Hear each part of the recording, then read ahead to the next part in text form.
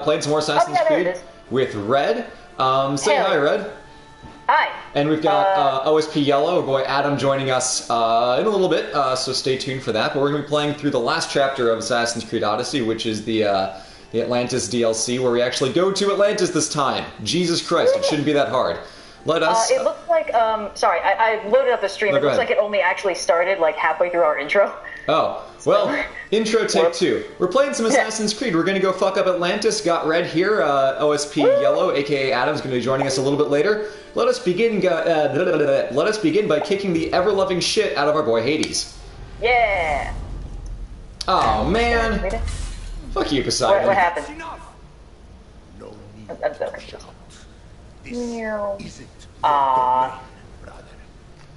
Fight blocked. So unfair. You are never meant to stay here, nor Elysium.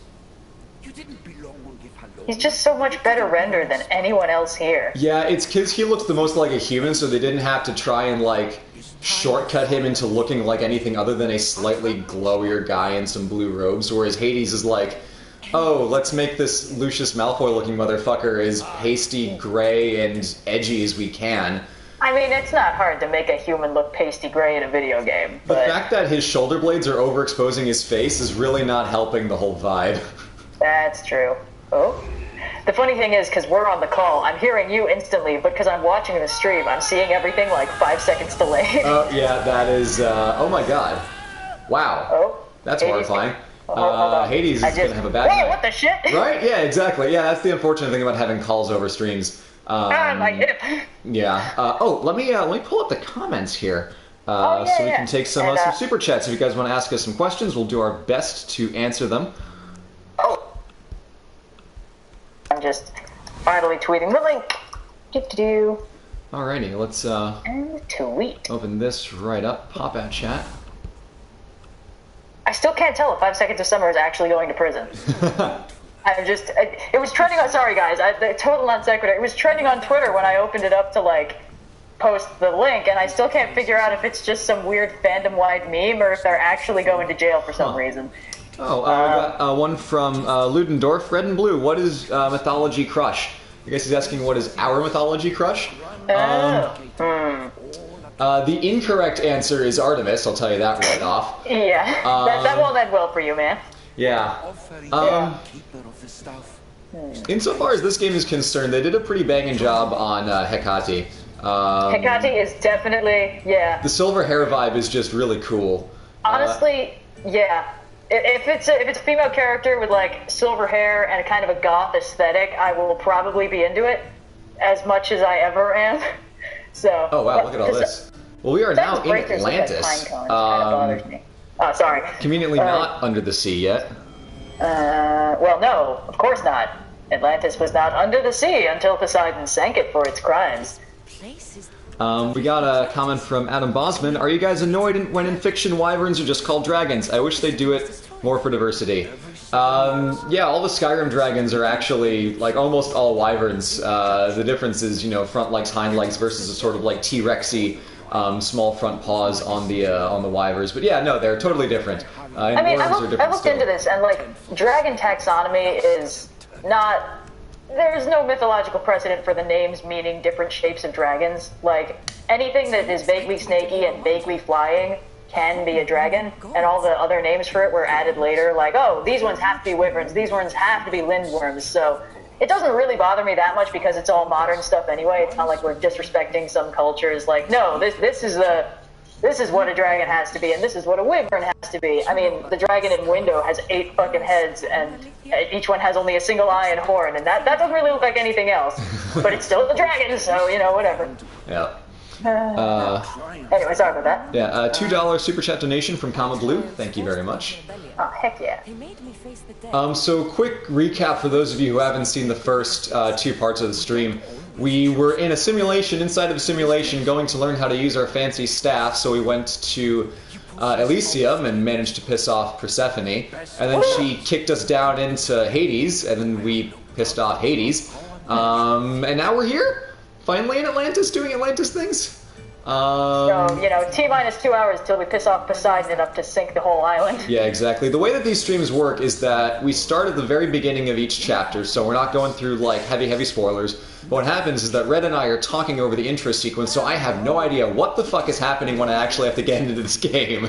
Hey. It's a losing strategy all the way around. Yeah. And also, for those of you, did you stream the ending of the last game? The last chapter of the DLC? No, I only streamed the beginning of each one. Right. So at the last chapter of the DLC, the character you play in the present, whose name I don't remember. Layla Hassan. Yeah, she's got the staff, and, like, her friend is like, the staff is making you evil, you should give it to me.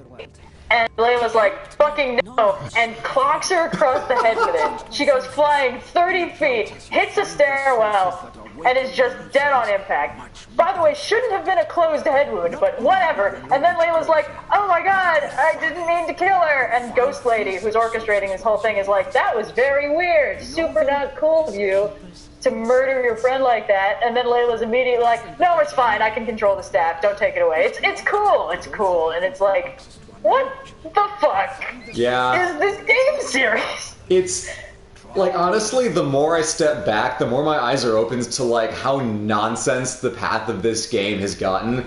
Like, playing this game makes me want to play a better Assassin's Creed game, and just seeing this whole preliminary knowledge required, what the fuck?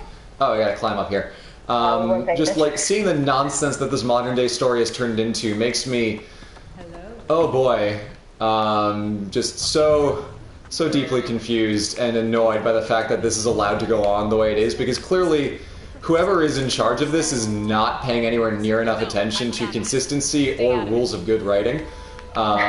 It's just, like, people are working hard on this game. I'm not trying to take that away, but, like, gosh, it's so poorly done. The visuals are generally pretty nice, but the story is kind of a hot mess. Give the art team a raise. Fire your writers. Yeah. I mean, in this case specifically, it's like they're going for tension, and they're going for specific kinds of drama, but through a combination of poor facial animation on the main fucking character and, like, somewhat ridiculous pacing, it comes across as very corny. Like, when she kills her friend, she's like, oh my god, and then the next scene she's like, no, I can control this power, it's totally cool, and it's like, wait, what the fuck? Well, okay, hold on, is this like a Smeagol situation, or what's going on here? Real quick, we've got a couple super chats, one from Artie Thompson. Red and Blue, if you had to replace a god or goddess, who would you pick? I feel like I could swing being Apollo for a little bit, just ride the sun around, do some art and poetry, try not to murder everyone who finds me attractive. It feels like it shouldn't be difficult, but yet. I don't know, Red, what about you? I feel like Dionysus would be interesting. Ooh, that's a good one. Yeah, you get the full range of, what the fuck? Sorry, I just saw you fall into that petal pile and take no damage. This is why I play Assassin's Creed games. This bullshit right here. Oh, man. Okay, so I'm seeing a lot of architecture that is not overtly Greco-Roman. Yeah. That is good for Atlantis. However, in Plato's dialogue, he describes Atlantis as built from stone that is white, red, and black, and they make it these very interesting patterns using, like, stone that they mine from quarries on the rest of the island. So the whole shining gold and white skyscraper look is not fully dialogue accurate. Yeah. But I don't care, because it's very pretty. One thing that I noticed is that they have a fucking, like, halo ring going above the city. I want to check that out a little later, because that looks rad. One of the Discord mods asked if we're looping in Discord. I'm going to respond to it. Don't worry about it. Last one was a Discord primary stream. We're going to keep this one a little closer to normal, but obviously you should absolutely go check out our Discord server, where we have all kinds of chat rooms, discussions. Red and I pop in from time to time and talk when we can. It's a good place. It is fun. Okay, let's see. Yeah, you're definitely gonna wreck shop enough that Poseidon's like, fuck this city, and just sinks the island. Yeah. John Smith says, which side are you both on in the Trojan War, with another very generous super chat donation? I feel like it's hard to kind of say which side is like right, because Paris did fuck up bad. Granted, like most of the Greek high command is assholes, which is firmly established in the canon of the Iliad. So, they both got some good eggs and some bad eggs. I'm in the Odysseus camp of I don't want to be involved in this at all, and the minute I can bounce, I'm gonna bounce. Let's see.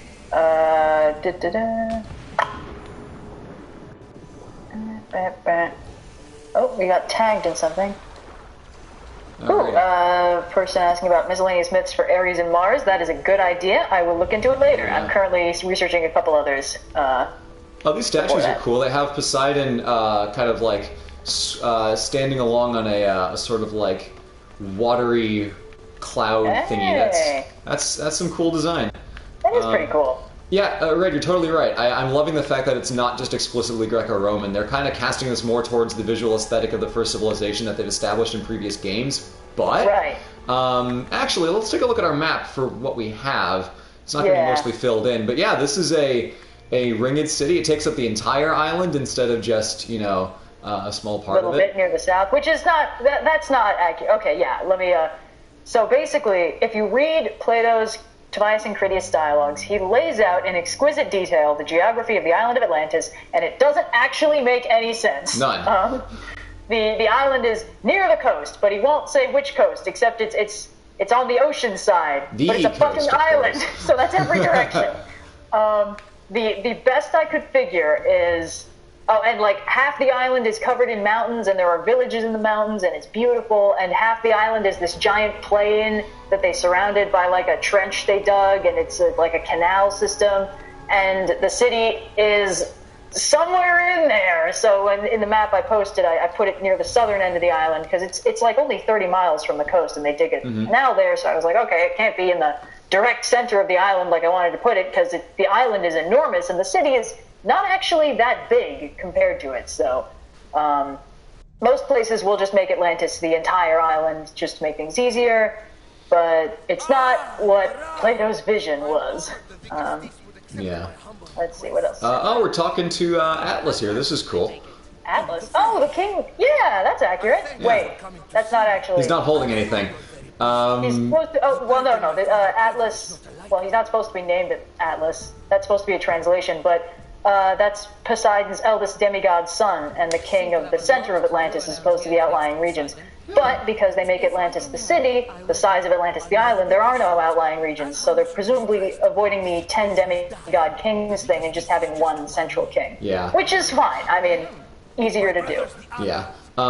He makes it his brothers, I take it, to follow on what you just said, Red. Which, fair enough. They're changing some stuff, but they're making it work. Gay Panda 519 says, Blue, are you ever going to cover World War II? I don't have any immediate plans to cover it because it's a little bit beyond my historical wheelhouse. I'm trying to make some waves into the, 15, 16, 17, 1800s. And you'll see more from that just next week. But World War II is probably the kind of thing where if I were to make a video, it would be too broad compared to what a lot of other people have done, much more, informative and much more in-depth. So I'd recommend The Armchair Historian. I'd recommend Potential History. It talks all about World War II tanks. That's a whole meme of a time over there. But will I cover World War II? Just probably, eventually. But in the meantime, there are a lot better channels at it than little old me. Oh, person asking about Journey to the West. Okay, so I've said this before. Journey to the West is really fucking long. It's 4 full-length volumes. It's like 100 chapters, and there's a lot of really good stuff in it. I don't really want to skip over good parts. So I am continuing to work on it, and I do have a script that I'm working on for the next section, but it's not going to be done. It's kind of ironic, a lot of people are like, why can't you just skip to the end? Why can't we just get to the Thunderclap Monastery? Which is kind of the whole point of the journey to the West, is that you can't just skip to enlightenment. You have to take the slow path. And that's my reason for why this is going to take me 4 more years. It's a learning metaphor for why patience is important. Yeah, guys. I mean, really, it's not about the destination to the west. It's about the journey to the. Yeah. So. City Review, The West. You can also just read it. You know, the books are available and they're really good. Yeah. I don't even do that much work to spice them up. There's a straight up part in the next section that I'm doing where Monkey is like rescuing this group of enslaved Buddhist monks, and he's disguised as a Taoist sage, and he gets mad and he kills a couple bad guys, and the monks are like, "Why would you do that? We're gonna get blamed for it." He's like, "Would you guys relax? I am the great sage equal to heaven." And they're like, "No, you're not. The Gold Star of Venus told us that the great sage equal to heaven is really hairy and has he's super ugly and has really fucked up teeth." And Monkey's like, "That motherfucker. You caught me. I'm not the great sage. In fact, he's right behind you." And then when they all turn around, he changes back. It's in the book. It's the best thing ever. He's such a fucking troll. So yeah, you can just read it. I promise it'll be just as entertaining as my shit. All right. That's amazing. Couple more questions. Oh yeah. Look forward to a city review of Dublin from John Smith. Neither of us have been to Dublin. Sorry. We got another city review coming tomorrow. Big sneak peek. It's going to be Copenhagen. I'm actually going to post a little a video I took of myself slapping a Copenhagen poster on my wall, and put that on Twitter for a fun little sneak preview. But that'll be tomorrow, and then after that, I think we're gonna transition off of the city reviews because we pretty much exhausted the stock of good reviewable cities that we've been to. Because both of us have been to a handful of places, but the world is a big place, and we haven't seen all that much of it.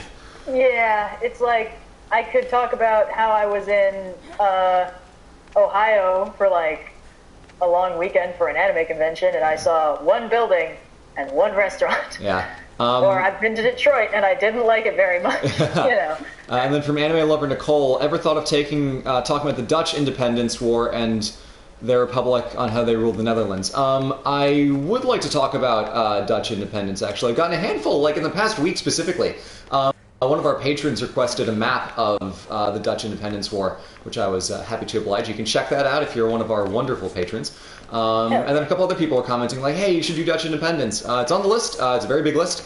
I've got about 2 years worth of videos just in like list ideas of like things that I could cover.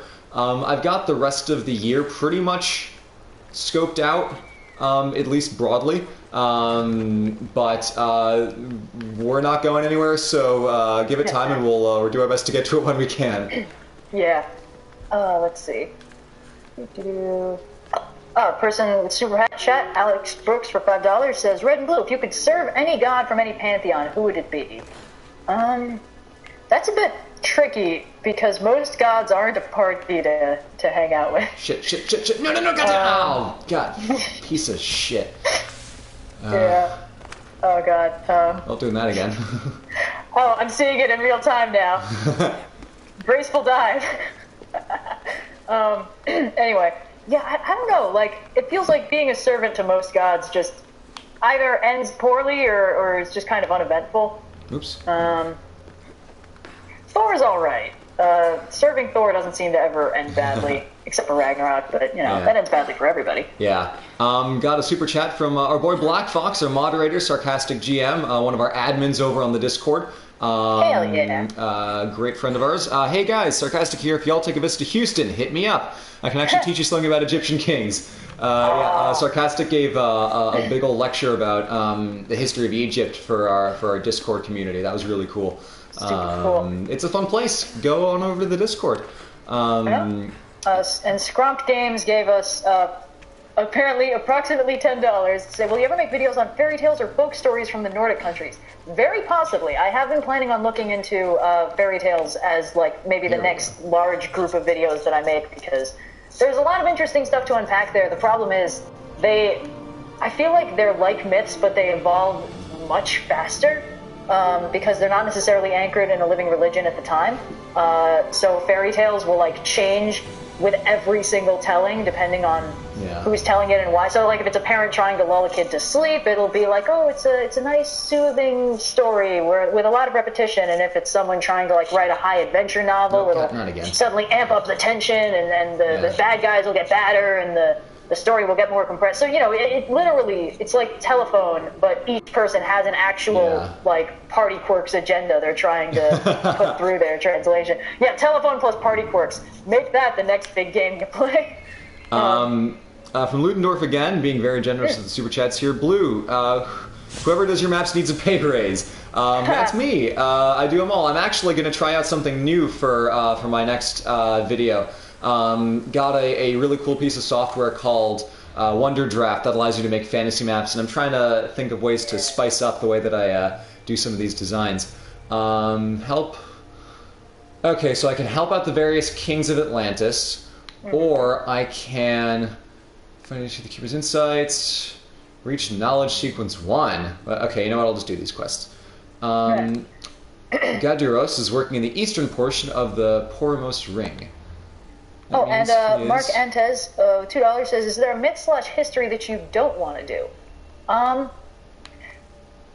That's an interesting question, because there are some myths that are associated with, like, cultures that were heavily colonized and are still living cultures, but are often treated like they're not. Like Aboriginal Australian mythology, it's, you know, attached to a living society.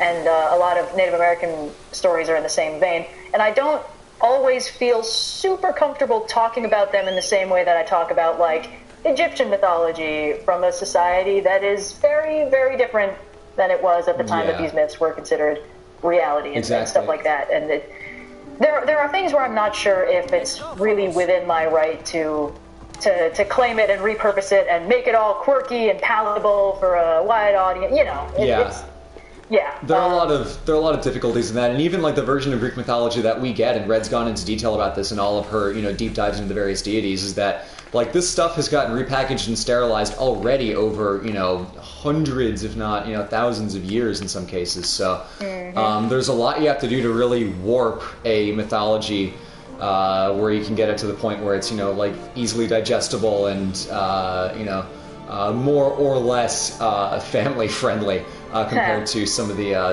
older myths that we have, so well, we're not going to be the ones to you know, clean up and Disneyify living mythologies, or living cultures. I should and someone did ask, how do we decide who makes a video each week? We just kind of trade off. I'll do a video, we'll do a video, etc., etc.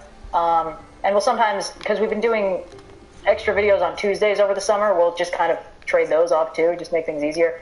It means each of us have 2 weeks to develop each video instead of 1, which is much more manageable. Yeah, oh my god, like being able to jump out of the college schedule to this was so helpful, because trying to, you know, scrounge for time to put a video together when there's like all kinds of junk that needs to get done for school is why all of my videos in the early days were like, you like this Greece and Rome stuff? Because that's what I have a test on next week, so that's what I'm doing. Yeah. That's all I got time to research.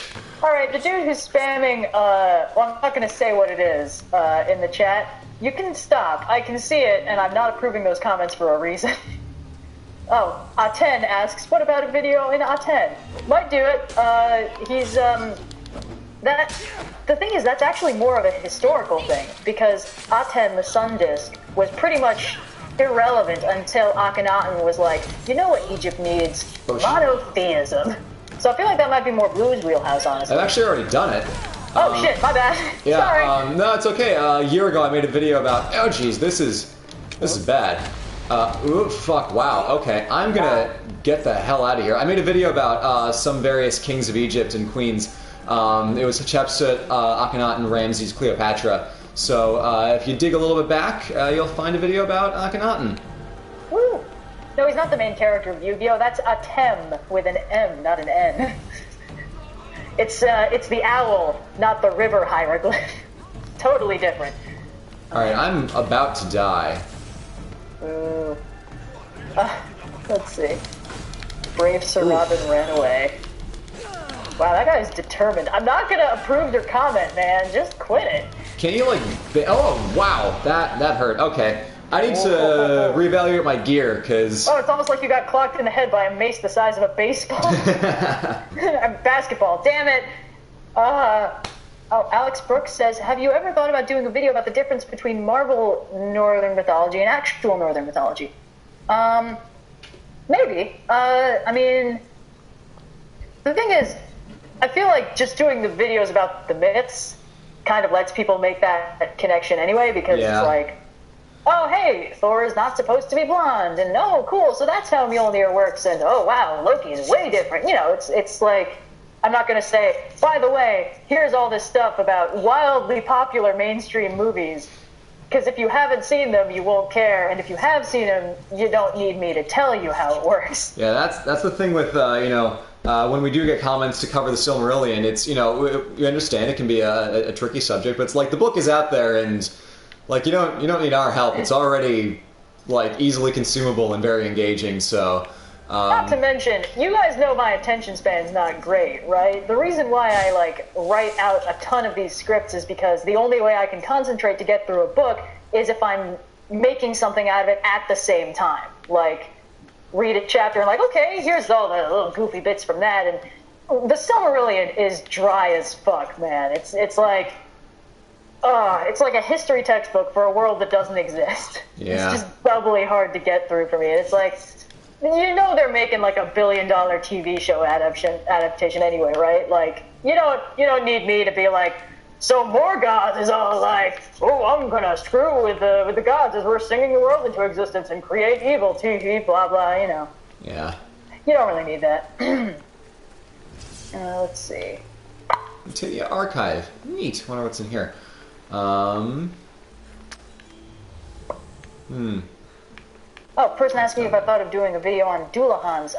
Yes, there are many folkloric monsters like that I was thinking of covering. I honestly, since I'm starting to run out of horror classic novels, I might start doing series about like monsters for assorted Halloweens, although this year I have something planned. Okay. But each completed knowledge sequence grants Cassandra access to new areas warded by these two gateways. These gateways are put in place to restrict... Okay, cool. These gateways are put in place to restrict access. Wow, that's convenient. In a video game? No way. I guess I need to play the game to do all the stuff. Cool, checks out. Oh my god, why is there a panther in the middle of the street? These Atlanteans are whack. This city's fucking awesome. Hell yeah. Let's see. Oh, Knowing Better asks who's playing the game. Blue's playing the game. I'm just chilling. I'm at home on my computer in my pajamas. Don't even worry about it. Let's see. Let's see. Let's... Better than that. What the heck? Oh. Okay, I guess I'm gonna kill these dudes. Oh, damn. Stop her before she kills again. Cool, that was... weird. I like how you just punched him in the back of the head and then stabbed him in the shoulder, and he's just dead. Yeah, the punch was, I led with the punch and thought, you know what? Need a little more here. And then I thought I'll stab him through the spinal cord. These animations are a little whack. My name is Lira. Oh. A little whack. Let's see. Buddy. Yeah. Oh, person asking, what are some TV shows you guys watch? So many. So many cartoons, honestly. So many cartoons. I recently watched Cloak and Dagger. I tweeted about it, and I really liked it. And somebody I see super chatted about that. Yeah. Let's see. I, not like super recently, but a couple months ago, watched the new season of Medici the Magnificent, which is the sort of like Florence historical drama series. It's the second season. The first season was all about Cosimo, and the first couple of episodes were okay, but it got very muddled and B-plot for the second half of the season. But this next season is, like 30-year time skip. Lorenzo the Magnificent is just doing his thing. It's the whole, like, Patsy conspiracy. Really well done. Granted, like, this show was made for me and literally nobody else, because this is, like, my total jam. But if you like Florentine history, if you like playing Assassin's Creed 2, I would recommend this Medici documentary, because it's just a really good, like, world piece. You get to kind of see what life was like in Florence. They have some fun politics. Characters are pretty good. A couple things where I'm like, this plot contrivance seems a little contrived, but the last episode with the conspiracy, oh man, is great. So, hearty recommendation for the second season of Medici if you're into that kind of thing. I've been planning on rewatching Batman Beyond because they're doing like an HD Blu-ray re-release, and it's just a really good show. Oh man, I gotta rewatch that again. Red was like, hey Blue, you should rewatch Batman Beyond, and I'm like, fuck yeah. So I watched it like 2 years ago, and I'm like, this is the greatest thing ever. How did I forget how good this is? I mean, who knew that the only way to make Batman better was to make him old and cranky and then cast Will Friedle as young, spunky Batman?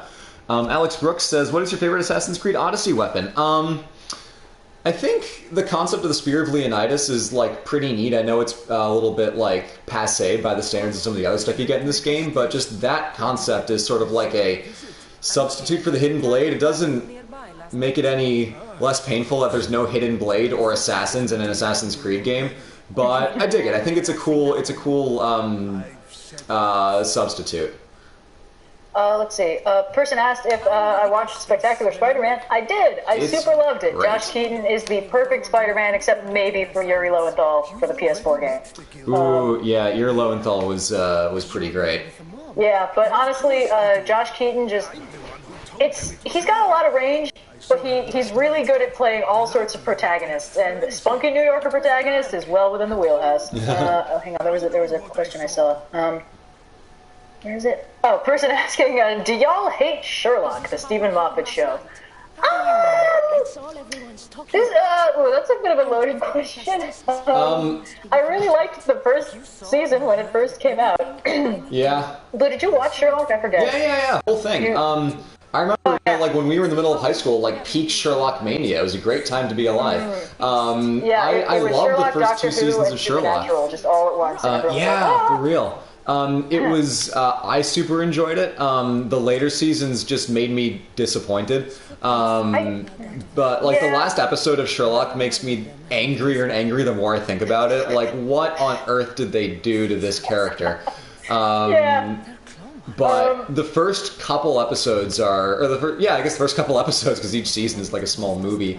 Early Sherlock, great. Some of the best television I've ever seen. There's 2 things I really didn't like about Sherlock. I did not like what they did with Irena Adler, and in their defense, every single adaptation of Sherlock has done this, because in the original story, she is, believe it or not a femme fatale. She's just really fucking smart and wants to be left alone by this guy. That is her entire deal. And the whole thing is she makes her escape and Sherlock never sees her again. And he's like, wow, she's so fucking smart. And when they were like, wow, Sherlock was so impressed with this woman, must be because he finds her hot. And every version after that has made her into this, like, sexy seductress. And, I mean, you could probably read a lot into that, but part of the problem was she's not even all that smart in the show, which is like, what even is that's not Irena Adler. You just decided he needed a female love interest because otherwise people were going to keep shipping him with John. The other thing I didn't like is how they wrote Eurus Holmes, because I liked the concept behind the twist, but speaking of characters that aren't all that smart, Eurus Holmes is not that smart. Is that his sister? Yeah, that's his sister, Yeah. Eurus. Because here's the problem. You can have a villain who is a master manipulator, who can effortlessly disguise herself as anybody and worm her way into people's lives, and you can have a villain who is incredibly separate from humanity and doesn't understand them and struggles to understand even the simplest of emotions because her mind is just working at such a higher level. You can't make these two the same person. Yeah. It doesn't make any sense. And also, not to sound like a total weirdo, but, there's that episode where she's got John and Sherlock and Mycroft in, like, this Saw kind of, I've got a series of puzzles for you, and if you do what I say, I'll let these people go. Just kidding, I'm going to kill all of them anyway. That kind of thing. And Holmes is like, this is the worst kind of psychological torture. I'm like, you call this psychological torture? Come on. Yeah. Like, I mean, you don't want to be thinking that when you're watching someone's, like, horrible experience play out, but it's like, really? This is like baby's first death trap. Are you fucking kidding me? Yeah. I thought she was a genius. Anyway, so I was not impressed with the later seasons of Sherlock. My hot take with the way they did Irene Adler and Sherlock is that they Cleopatra'd Irene Adler, and that they did to Irene Adler what history did to Cleopatra. Yeah, it's fairly common when you're taking a historical or fictional female character who has a lot of depth and nuance and is brilliant and interesting, and it's like, well, what are the women I find interesting? The sexy ones, obviously. Okay, it's just takes one person in the chain to be like, let's make her a femme fatale who's sexy, and that's her core-defining trait, to make it so that every version after that is, like, building off of that one. Real quick, we got a couple comments here. We've got, what is your favorite music? One of my favorite artists is Heather Dale from Alex Brooks. Oh, I love Heather Dale. I've heard her stuff. Yeah, one of my favorite artists is Austin Wintory, who composed Journey, Abzu, and, like, every other, like, grade A video game music score this side of Koji Kondo. Absolute master that guy is. Austin Wintory is great. And then Ludendorff says, Venice exists. And then Napoleon, I'm about to end this man's national sovereignty. Good meme. Heather Dale is actually part of the reason why I started doing the King Arthur video, because she's got that song about called Mordred's Lullaby, which is just so good and atmospheric, and I was listening to it and I was like, man, I'm gonna look into Mordred. And I was like, what the fuck? Why is Mordred not Morgan Le Fay's kid? Everything I know is a lie! And then I went down the rabbit hole, and that's how that video happened. So we've just discovered a werewolf.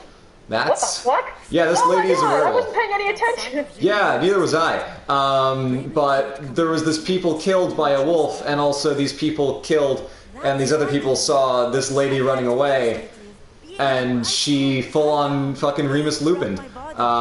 She's a werewolf. Also, Melinda Beckmore says, read a possible Hades abduction of Persephone vid, which you may have just read. I can't remember. I was thinking about the werewolf thing. Oh, hold on. I wasn't paying attention. Sorry. Where is it?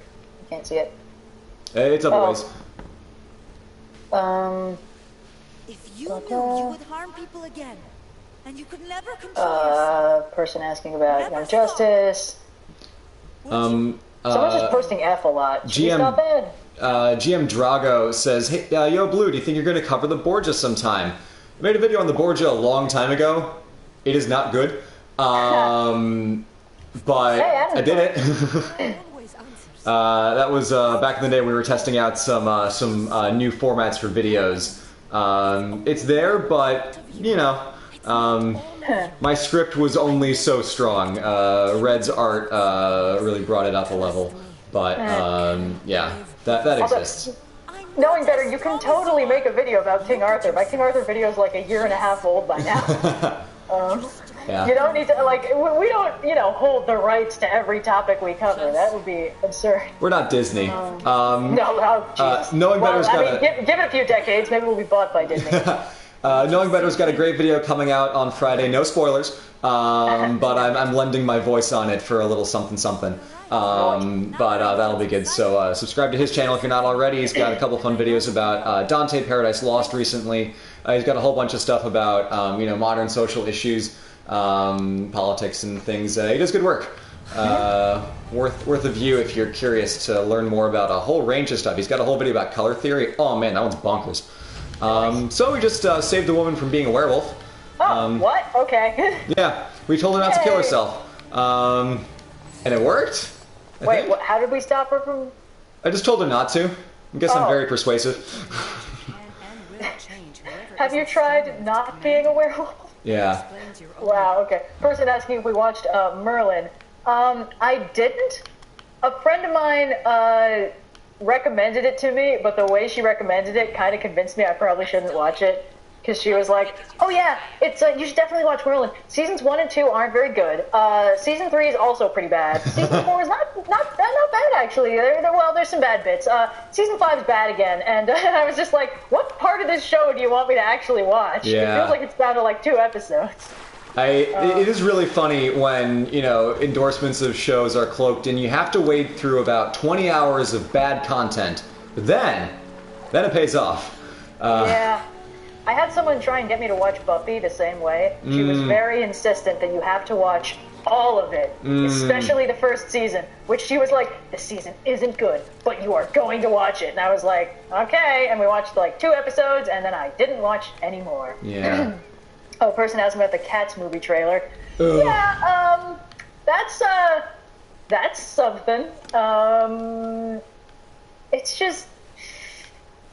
I feel like, of The Lion King and Cats, The Lion King should have been the one that recreated the stage production with, you know, humans in interesting costumes. and cats should have been the one with photorealistic animals thing. Like, I mean, what the whole point is, the coolest thing about the stage show is how interesting the makeup is. That's like the only really interesting part. Okay. Oh, hello, Yellow. So when you're just going to basically CGI cat fur and ears onto a bunch of acclaimed actors and pop stars and stuff, it's like, okay, well, cool. Now it doesn't even look like the show did. Yeah. And the music's not like the selling point, so what the fuck? Come on. Anyway. Yeah, not a fan. Also, cat ears on top of the head, if the head is a human head, don't actually look great unless the rest of the head is hidden in, like, hair.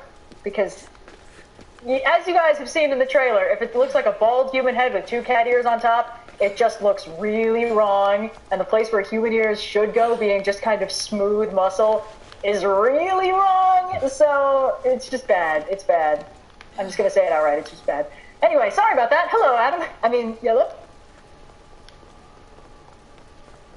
Hello. Red, can you hear him? I can't hear him. I can't hear him. Oh. Uh-oh. No. Silent Guardian. Whoops. Dark Knight. Let's see. Should we try restarting the call? That might do it. Well, no, you'll lose me. Well, you'll just be able to jump back in like 2 seconds later. Oh, okay, I guess. Let's try that. Everyone say a temporary goodbye to Red. Remember me! Ta-da. Okay. Now I'm gonna talk so much trash behind Red's back, everybody. No, I'm kidding. There you go. Red, you're back. Oh, okay. Yellow, Adam, buddy, where are you?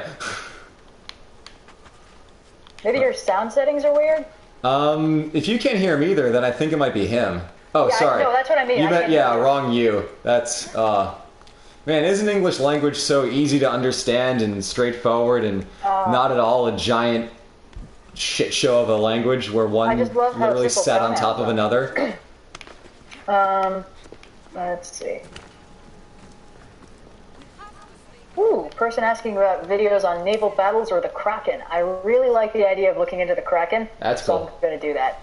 Oh, person asking, have you watched Green Lantern, the animated series? I have. I really liked it. The animation is a little weird, but I got used to it, and I don't hate it. And I like how the primary... Hey! Hey! There he is. Yay! So, my computer just turned off my microphone for reasons. That's Wow. back, yo. Sounds like some bullshit. Everybody, say hi to our boy Yellow. Joining the call. Nothing I have tried. Let's see. But yeah, I like how the primary romance in Green Lantern, the animated series, is between an angsty Red Lantern and a sentient spaceship. Anyway, moving on. We'll find a way to stop the sickness. Tell me what you need. We now find ourselves trying to stop a plague thingy? A lot is happening on this island. Yeah, Atlantis is in some dire straits here. I don't get the sense that it's the decadence that's killing them. It just seems like they're incompetent administrators. Is the plague also the werewolf situation? No, I think that's separate. That's its own quest line. What? There's a lot going on. What the? Yeah, there was a werewolf. Adam, let's get you up to speed here. We are in Atlantis. Poseidon has appointed us to be his dicastes, basically his civil administrator, in charge of stopping all the bullshit that's going on in the city. And in exchange, we'll be able to learn about our cool powers related to the staff of Hermes Trismegistus, which sounds like a bunch of made-up syllables, even though it is presumably a real thing. Actually, a thing. Yeah. Yep. A person asking, have we watched Supernatural? I watched the first season of Supernatural, and then I just kind of stopped. So. Okay, Red, the first 8 seasons of Supernatural are only okay, but by season 12, it really gets good. You're probably joking. Oh wait, I did watch the crossover they had with Scooby-Doo recently, and that was a very quality episode. They've gotten a lot better at voice acting. I don't know if any of you guys know this, but like in the first year that Supernatural came out, they made a Supernatural anime.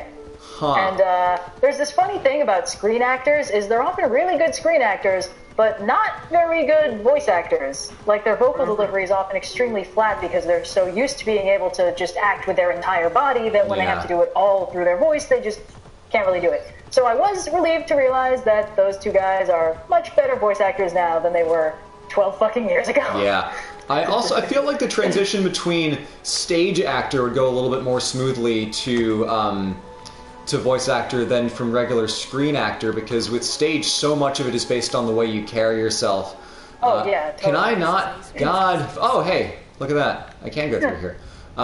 Because with stage acting, you know, you're so small on the stage compared to a screen where someone can see like every wrinkle of your forehead. It's a lot more of the same kind of skills, I would imagine. I think you're right, yeah. People who started on stage are often really good at doing voice work. David Tennant did like a bunch of Shakespeare stage productions, and then obviously Doctor Who and Jessica Jones and stuff, and now he's voicing Scrooge McDuck in the DuckTales remake, which is really fucking quality. So It is. it's Actually, an amazing show. It's so good, and the animation is really smooth, and like I'm just really glad that we're kind of getting back into 2D animation, and just such a good show. Yeah, 2D animation is having a well-deserved renaissance, because it got kind of cast aside just because, oh, look, 3D, look at all this, and then it's like, oh, we're making these bad attempts at photorealism with no artistry. Maybe it's actually way easier to do this when we're operating in 2D. People keep trying to find the perfect art form that can replace every other art form. And once we got 3D, people started trying to be like, oh, cool, well, that's easier to rig than 2D, so Yeah. I guess, and I think the thing is, when Disney made Princess and the Frog and it didn't do so well, they were like, okay, that there's it, 2D animation's not profitable anymore. Yeah. 3D remakes are where it's at, because it seems like in the last decade or so, Disney has gotten very obsessed with not just making money, but increasing how much money they're making every year. So anything that's even moderately unprofitable, they just fucking ditch. So it's not. I don't mean to be all, oh, it's so sad, but it's like it's literally not about the art anymore. It's about running the business, and that means that things that made them popular are just sort of starting to decay because they're not doing them anymore. Yeah, I think it's not even like moderately unprofitable equals bad. I think it's moderately profitable instead of all of the profitable. Yeah. Yeah. So we're getting, the bazillionth. I mean, we've started to get sequels to the live-action remakes of the things. Are you just punching that guy in the dick? I'm sorry, I'm 5 seconds behind. Okay. Yep, in the dick. Oh, Jesus. Dick first combat. Anyway, but I mean, now they're doing Maleficent, Mistress of Evil, which... Oh, that's It'll right. be interesting to see how on earth they're going to convince us that Maleficent is super evil after they spent a whole movie convincing us that she's actually super misunderstood. Yeah. Yeah. Mistakes were made. Let's see. Is this what I want? There's Mass about the Ramayana.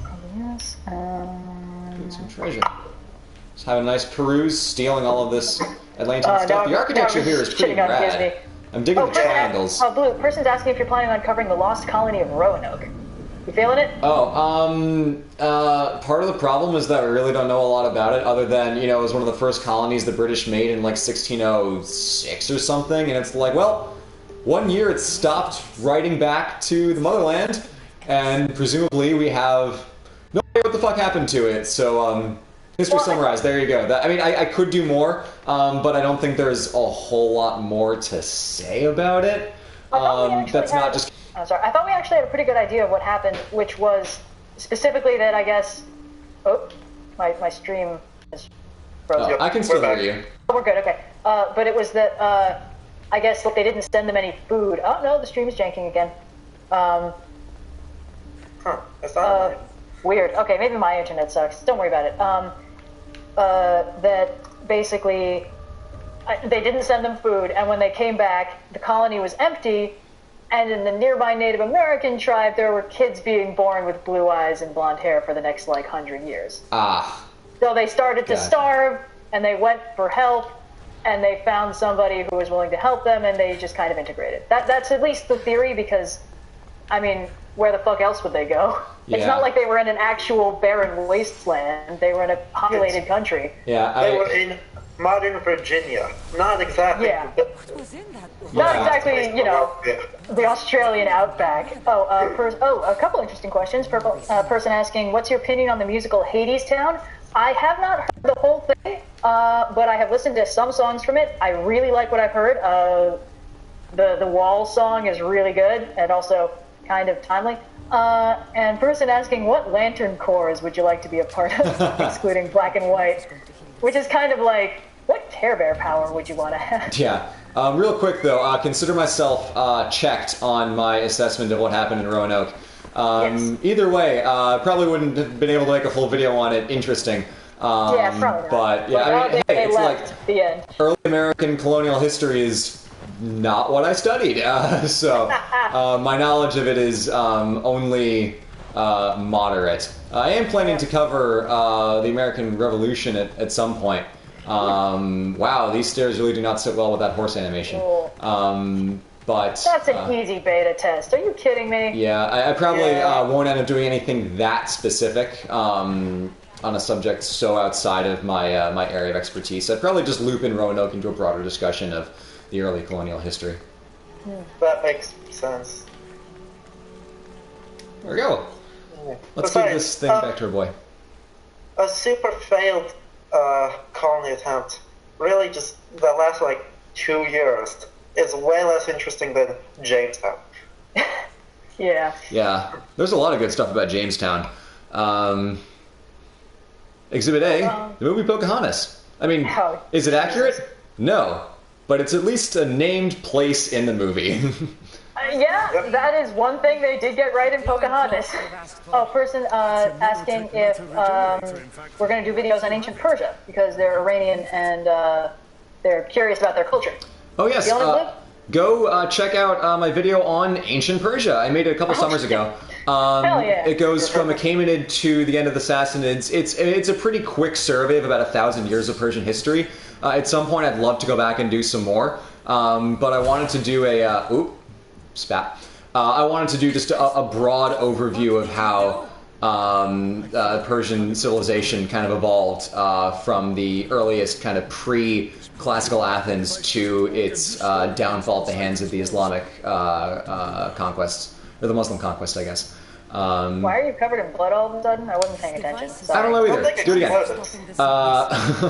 But yeah, it's up there. It's one of my favorite videos, honestly, because I was so pleasantly surprised by the things that I learned. I kind of knew that Persia was cool before, but I had no idea just like how actively positive of a force for good in their empire they were, when as so many other places is like, let's exploit everyone else for the benefit of the capital city. Persia's like, no, let's actually try to make this good. We can do something here. So it's like they're going to rebuild the Jewish temple, and that's where the Second Temple comes from.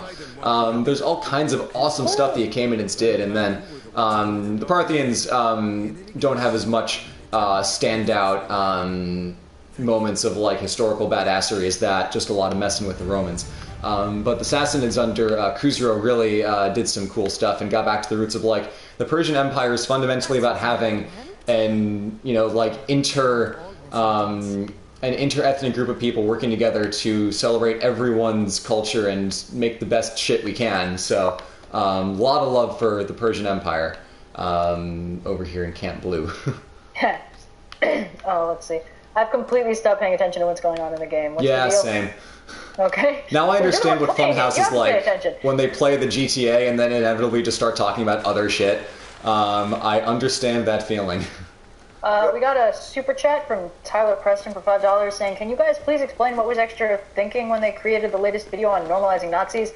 I haven't seen it, and I don't fully know what you're talking about, but I mean, we're not affiliated with extra credits. So yeah, I got nothing. I heard they made a video. I heard there was some hullabaloo about it. I haven't seen it, so can't say, but yeah, sorry. Yeah. I don't have any more information than that. Yeah, we're a little busy most of the time. Let's see. Let's climb this tower.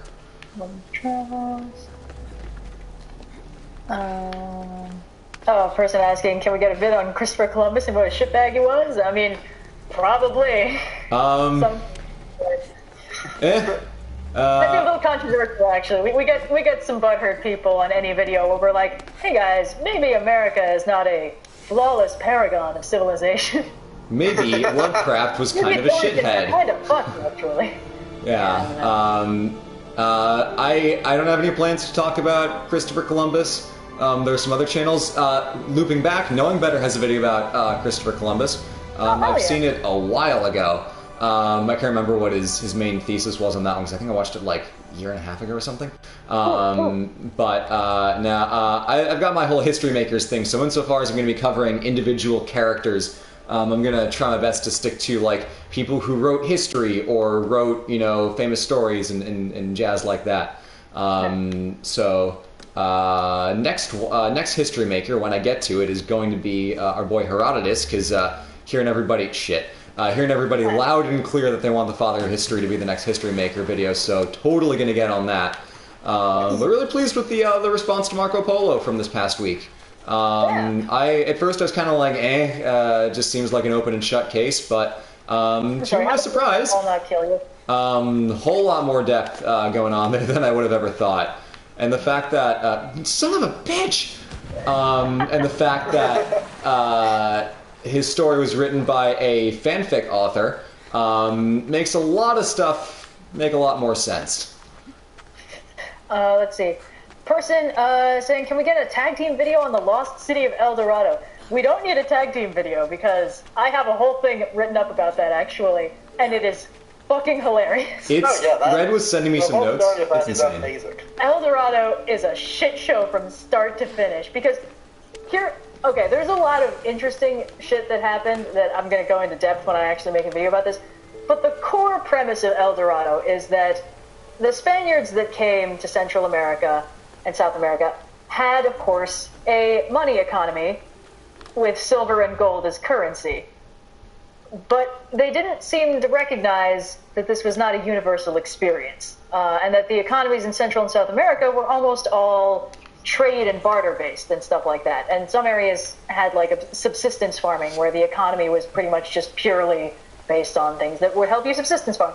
But, you know, gold still existed in the area, and if you're not using it for money, the only other use for gold is jewelry and pretty sculptures, because it's too soft to do anything else with.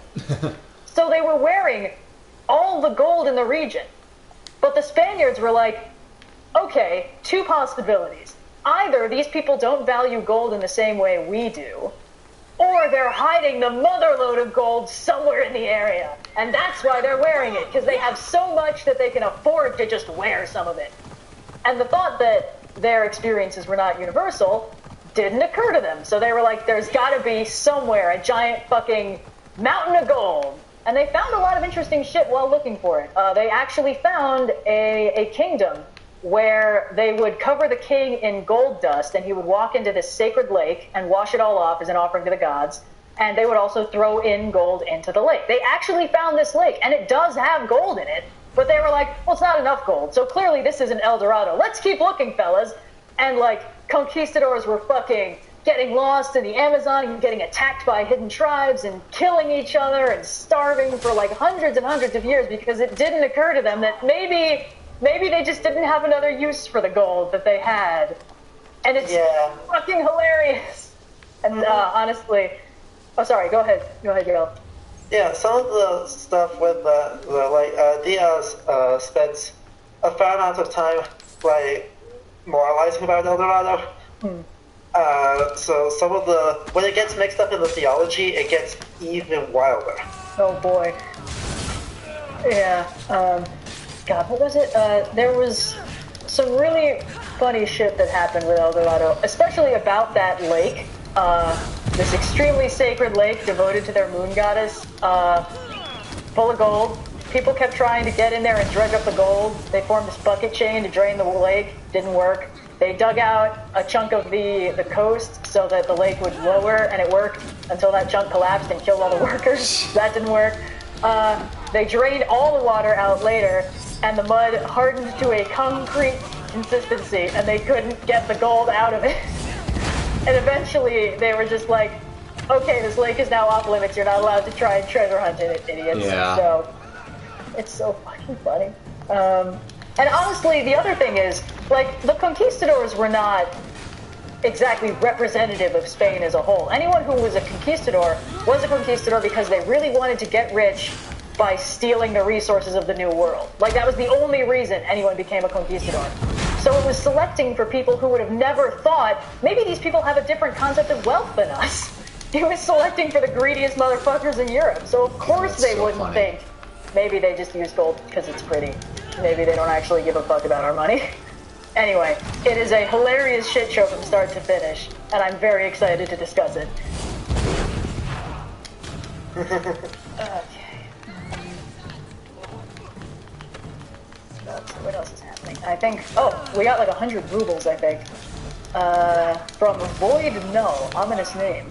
Hello, Red Blue, other people, mods, chat, amazing day. Any rules I should be aware of? Also, were there any jokes about riding a horse on fire? I guess the basic rule is just like, don't be a terrible person. You're probably fine. Yep. And, bar over here. There were some jokes about riding the flaming horse. Let's see, is the gold still in the lake though? Yes, odds are good there's still plenty of gold in the lake, but you're not allowed to go and look for it because people just fucking like, you could be playing yakety sax over the history of that lake, and it would be completely appropriate. That's hilarious. Let's see, person asking about the goddess Nemesis. If there's enough to talk about there, I can definitely try. The thing is, sometimes you find that there are gods that were worshipped, but just the information about them no longer exists, and there's not a lot to talk about, so I can look into it. Let's see. Thoughts on Good Omens. I really liked Good Omens. I really liked Good Omens. Good Omens was so fun. Although, here's the thing about Good Omens. I really liked everything about Crowley and Aziraphale. Didn't really care about anyone else. Yep. And part of it was one of those things I only kind of recognized in hindsight when I was talking to a friend of mine about it, but like, Crowley and Aziraphale have this beautiful dynamic, and then the two explicitly canonical romances in the show are between an incredibly cool, powerful, wealthy, badass, gorgeous witch and a schlubby guy who blows up computers if he touches them, and a put-together, self-made woman and a fucking hot mess of an old guy, and it's like, I don't know, there's something there. There's like this pattern in fiction of like really, really cool ladies getting with really kind of pathetic dudes, and it's like, oh, what a beautiful love story. It's like, what's she getting out of this, really? I don't know. I don't want to diss it. They're well-written love stories, but I was like, could there be like a single cool male character in this show that it seems like a girl would actually want to get with? I mean, I don't know. I'm the least qualified person in the room to talk about this, but you know, there's something there, right? Like, that's weird. Yeah. Yeah. Real quick, I saw someone earlier asked if we have any plans for a video on Mary Queen of Scots. Not a dedicated video, but stay tuned for next Friday. I'll tell you that. And I'll say just that. If you saw our Twitter, you know a little bit of what I've been looking at today, research-wise. Some fun stuff. I learned a lot of wacky things that I cannot wait to share with you all. Oh my god. History is insane. Sorry. Bold claim in the chat saying that the Spaniards did nothing wrong by colonizing. Whoa. Wow. Holy crap. Now, Sorry, to be man. fair... One of our rules is actually no justifying or advocating genocide, and that's a pretty big violation. There's a chance he's being ironic, but I'm going to assume that's just trolling. So yeah, no, one of the rules is don't do that. Yeah. What would be in South America if it wasn't for the route the Spaniards decided to go after they controlled the subcontinent? I don't know. The fucking Incan Empire, the Aztecs, the Maya, you know, the thriving, huge cities that we definitely know existed at the time before the Spaniards came in, bulldozed them, gave them the plague, and built their castles on top of their ruined temples. I'm just saying, man, it's not a good look to be on the Spaniard side here. Yeah, there's not a lot to justify that. And people in the 16th century knew that what they were doing was extremely fucked up. Yeah. I mentioned Diaz earlier. He's one of our main sources. Actually, I think Diaz is the pro-conquistador one. Who's the other one? There's one source that is extremely anti-conquistador, one written by a former conquistador, but is a little more pro them. Are you talking about the debate between Bartolomeo de las Casas and Sepulveda? What was that, Blue? Are you talking about the debate between Bartolomeo de las Casas and Sepulveda?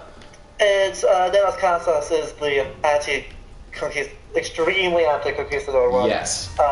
Diaz is writing a little bit before the other guy. Okay. But presents a much more balanced view that is still pro Cortez, and still therefore a little bit yikes. Yeah, the whole conquistadoring thing, as somebody in the chat mentioned, like, yeah, the conquistadors were selecting for the greediest, worst people. Quite literally, they weren't sending their best, you know? Ooh. They were sending murderers, and it was just a bad scene, all right? It was just people who wanted to get rich by stealing money from a new society they discovered, and, like, it was real bad. It's not a good look. That period of history is not a good look for most of Europe. Yeah, John Green has a great video about how the world was made mostly worse by the Columbian Exchange. Sure, Spain and Portugal got rich quick, but that tanked their economy. That was the whole thing. Yeah, exactly. In the end, it ended up screwing them. It turns out if you just bring a whole bunch of silver into your economy, you don't get richer, the economy gets worse. Yeah. It is absolutely the type of monetary policy you'd expect from someone whose defining characteristic is extreme greed. Yeah. It's like, why would more all right now not be better? To be fair, they did try in the 1700s. They went, wait, this went horribly, let's try and reform and fix it. And it was way too late to fix it. Yeah. It's a bad scene. It's a rough period of history. Although, one thing that I think is pretty interesting, if you visit Mexico City, formerly Tenochtitlan, the Aztec capital, you can visit the Cortez Palace. And in the sidewalk in front of the Cortez Palace is this huge sheet of plexiglass, and 10 feet down is this frieze from the ruins of the Aztec temple that Cortez built his palace on. It's a very literal illustration of how the conquistadors handled their I don't know. Mexico City is actually a very interesting place to visit. Don't visit it in the summer, you will die. But everything else about it, very interesting. Let's see. Sorry. Anyway, what's actually happening in chat? I keep seeing some stuff on like Norse myth, like someone asking about like Gaiman's Norse mythology. Oh, I haven't heard that one. I've heard it's funny. Basically, if you like Gaiman, you'll like it. My opinion on it as the resident Norse professional is that it's an adaptation, not a translation. If you're expecting this to be a translation of the myths, no. If you use it as an authoritative source for what they believed in the 11th and 12th centuries, no. It's an adaptation. Read it as such, and then it's good fun. What else is happening? Come on. Get out of here. Are you guys talking over walkie-talkies? No, but we are on a call with Blue. Only Blue is actually physically in the room. Yeah, sorry. We're 3 cities apart between the 3 of us and 1 ocean. Several time zones. Yeah. That's why most of the streams have been early afternoon, because that's when we can best coordinate across multiple different places. So apologies for the sound quality. But we're doing our best to bring you some fun team content here. Yeah. Let's see.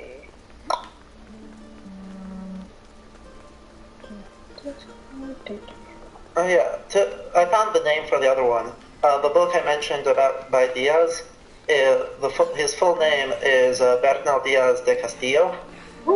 And it's the true history of the conquest of Mexico. God damn it. Okay. Person asking if we're thinking about going to cons. Maybe we are actually thinking of like starting the con circuit maybe next year. Yeah, we're putting some. A little busy. Yeah, this year didn't end up working out super great con-wise, but we're laying down some plans for places we can go next year. VidCon is probably on the list, except for the fact that LA is a mess, and I really don't want to go there. What? Guys, California's nice. California is nice. LA is a NorCal is nice. LA is not. It is a city that is only accessible by car, yet it is not accessible by car because everyone drives, so it is a mess. Oh, I know the difference. I actually like driving, and you don't. Yeah, no, as an urban planning snob, I do not like the way that LA is laid out.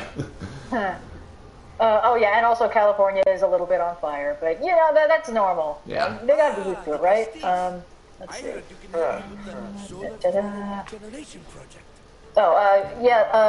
Person asking, the Aztec goddess of chocolate is too minor to have actual stories, or at least none that the conquistadors bothered to write down. I would love to talk about her, but I literally only know that she had a name and was worshipped. I'm sorry. It would be very cool to talk about Ix Cacao, but there's nothing there. Let's see. For those of you who do not recognize the third voice, this is our good buddy and resident Norse mythology expert. We call him Yellow on the channel. We've mentioned his name before. I don't really know. Yeah. Apologies on that. Let me begin. Let's see. Come to Indiana, see our corn. I've been through Indiana. I've seen your corn, man. I don't want to go back. There's nothing else in Indiana. You want to grow more. In a sense. A person asking, why do you think the media villainizes Hades? Because he's king of the underworld, and Satan is kind of also that. And for a while, there was like an official policy to sort of try and loop everything back to Christianity. So I feel like that kind of For a while. well, yeah, Like, you know, yeah. I feel like it still exists in the collective unconscious, like the desire to draw parallels between your culture and an unfamiliar culture. So when people were learning about Greek mythology, they're like, oh, they've got a dark king in the underworld. We know what that means. And it's like, no, you don't. What the fuck, guys? But Yeah. And even in this game, the way they treat Hades is very reductive. I get that they want to try and, like, create a sort of tripartite conception of this whole afterlife dealio, where Elysium was, like, very ordered and Persephone was super controlling. By contrast, Hades is super chaotic and a bad ruler, so everything's just, like, doing whatever. Do I have to push this off? Oh, yeah, I have to push this off. Oh, and Alex Brooks with $5 says, what do you think of Neil Gaiman and the Sandman series? They're also asking about astral projection. We don't know anything about astral projection, but good luck on that. I really like the Sandman series. I think it's very fun. I think his concept of the endless as like these beings that are kind of greater and more complicated than gods, I think is really interesting. And I really like his version of death. The individual stories in it are a little weird, but I mean, it's Neil Gaiman. Everything. It's a good mythology, at the very least. It's a good conception of how to do. Yeah. But sorry, looping back to Hades, I really don't like the way that this game handles Hades. It is a very reductive way to characterize him as just like a scheming, conniving dickbag. Is that all I had to do? Wow. Okay. But not... Okay, one of three. Not super fan of the way they handled him. Very much a symptom of, well, he's obviously Satan, so... Yeah. And Red, I really like the way that you've been portraying Hades in your videos whenever you have the opportunity of just like, he's just there. Like, this is just his place. He has to torture the bad people, but like, otherwise he's just in charge of the souls, because without him, they'd all go running free, and then it's just a bad time. Yep. You get things like God of War 3, which just make Hades this like eldritch monster, horribly tattooed like maniac. But yeah. Yeah, he's probably the one that's easiest to fuck with because he actually doesn't have that many stories that paint him in a good light. You know, like there's the kidnapping Persephone thing, and that can look like anything. You know, and there's people don't even talk about him punishing Theseus and Pirithous. So outside of that, it's like, oh yeah, Hades, Lord of the Dead, how you doing? Let's see, hang on, there were some comments I missed. Oh, person's been asking, how long do you spend researching, and at what point do you feel it's enough for a video? It totally depends on the video. Yeah. With like when I'm doing like classic summaries, it's like I just read the book and I do a little research into the author, and that's basically it. With the gods, it can take months because there's so much there, and it's usually there's not really an end point. But once I've come up with like a coherent thesis that I'm sort of structuring the video around, I tend to think it's ready to go. Anyway, yeah. Let's see. Yeah, for me, it's usually about, because I only work on one video at a time. I can't bring myself to have multiple projects in the way that Red does. It's just not the way my brain works. But for me, it's like usually about 3 or 4 straight days of research and writing to assemble a script. That's the good stuff. Let's see. Can you please do the Phantom of the Opera? Honestly, No. Maybe. The Phantom of the Opera is batshit crazy. Oh, never mind. I thought the answer to that one was going to be no. What? I mean, it would make a pretty quality Halloween video at some point. Fair enough, fair enough. Let's see.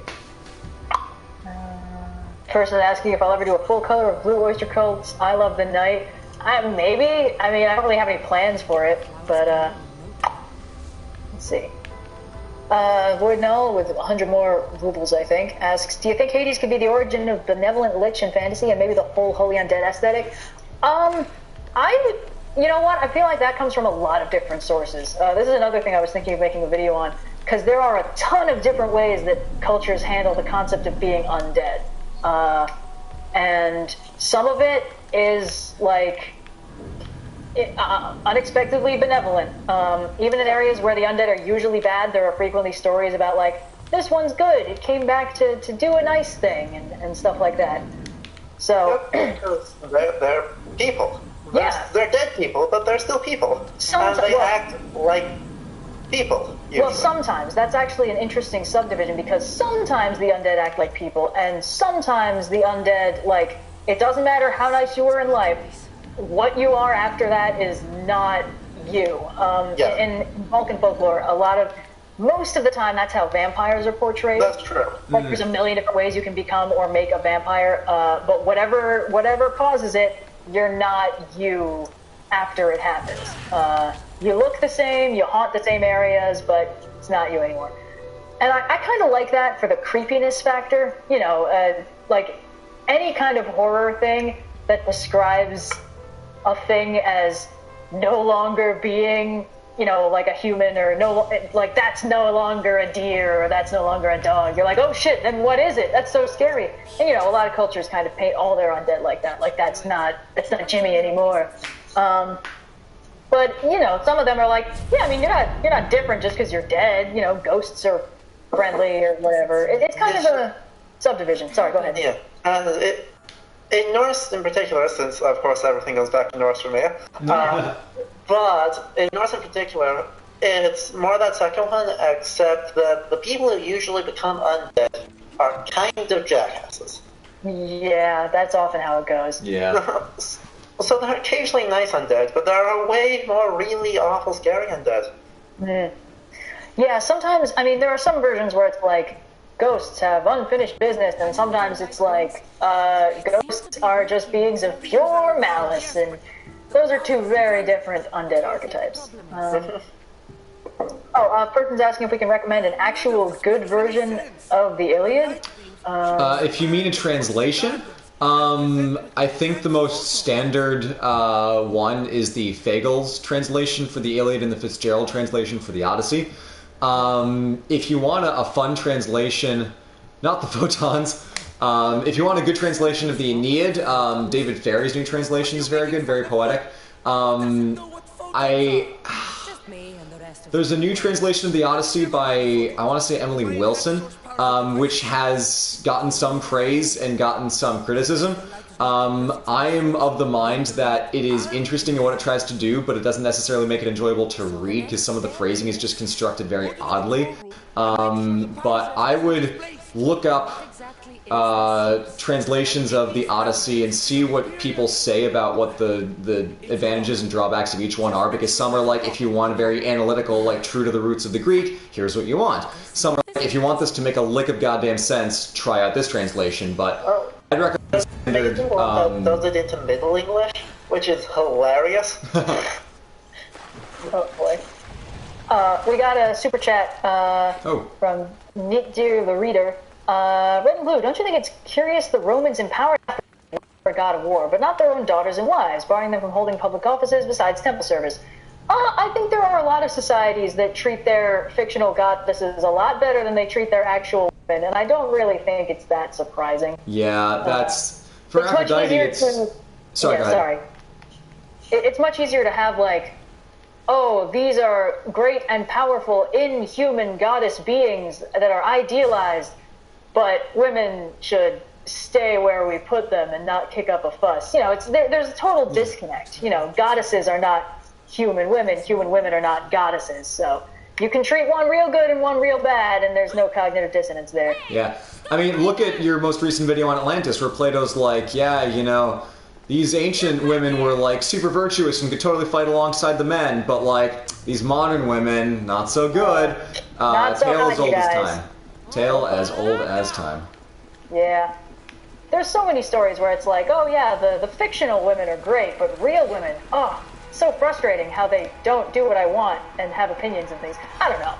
I'm obviously a bit biased on this one, but you know how it is. Let's see. Oh, someone's reminding you that Roanoke is in North Carolina, Yellow. Oh.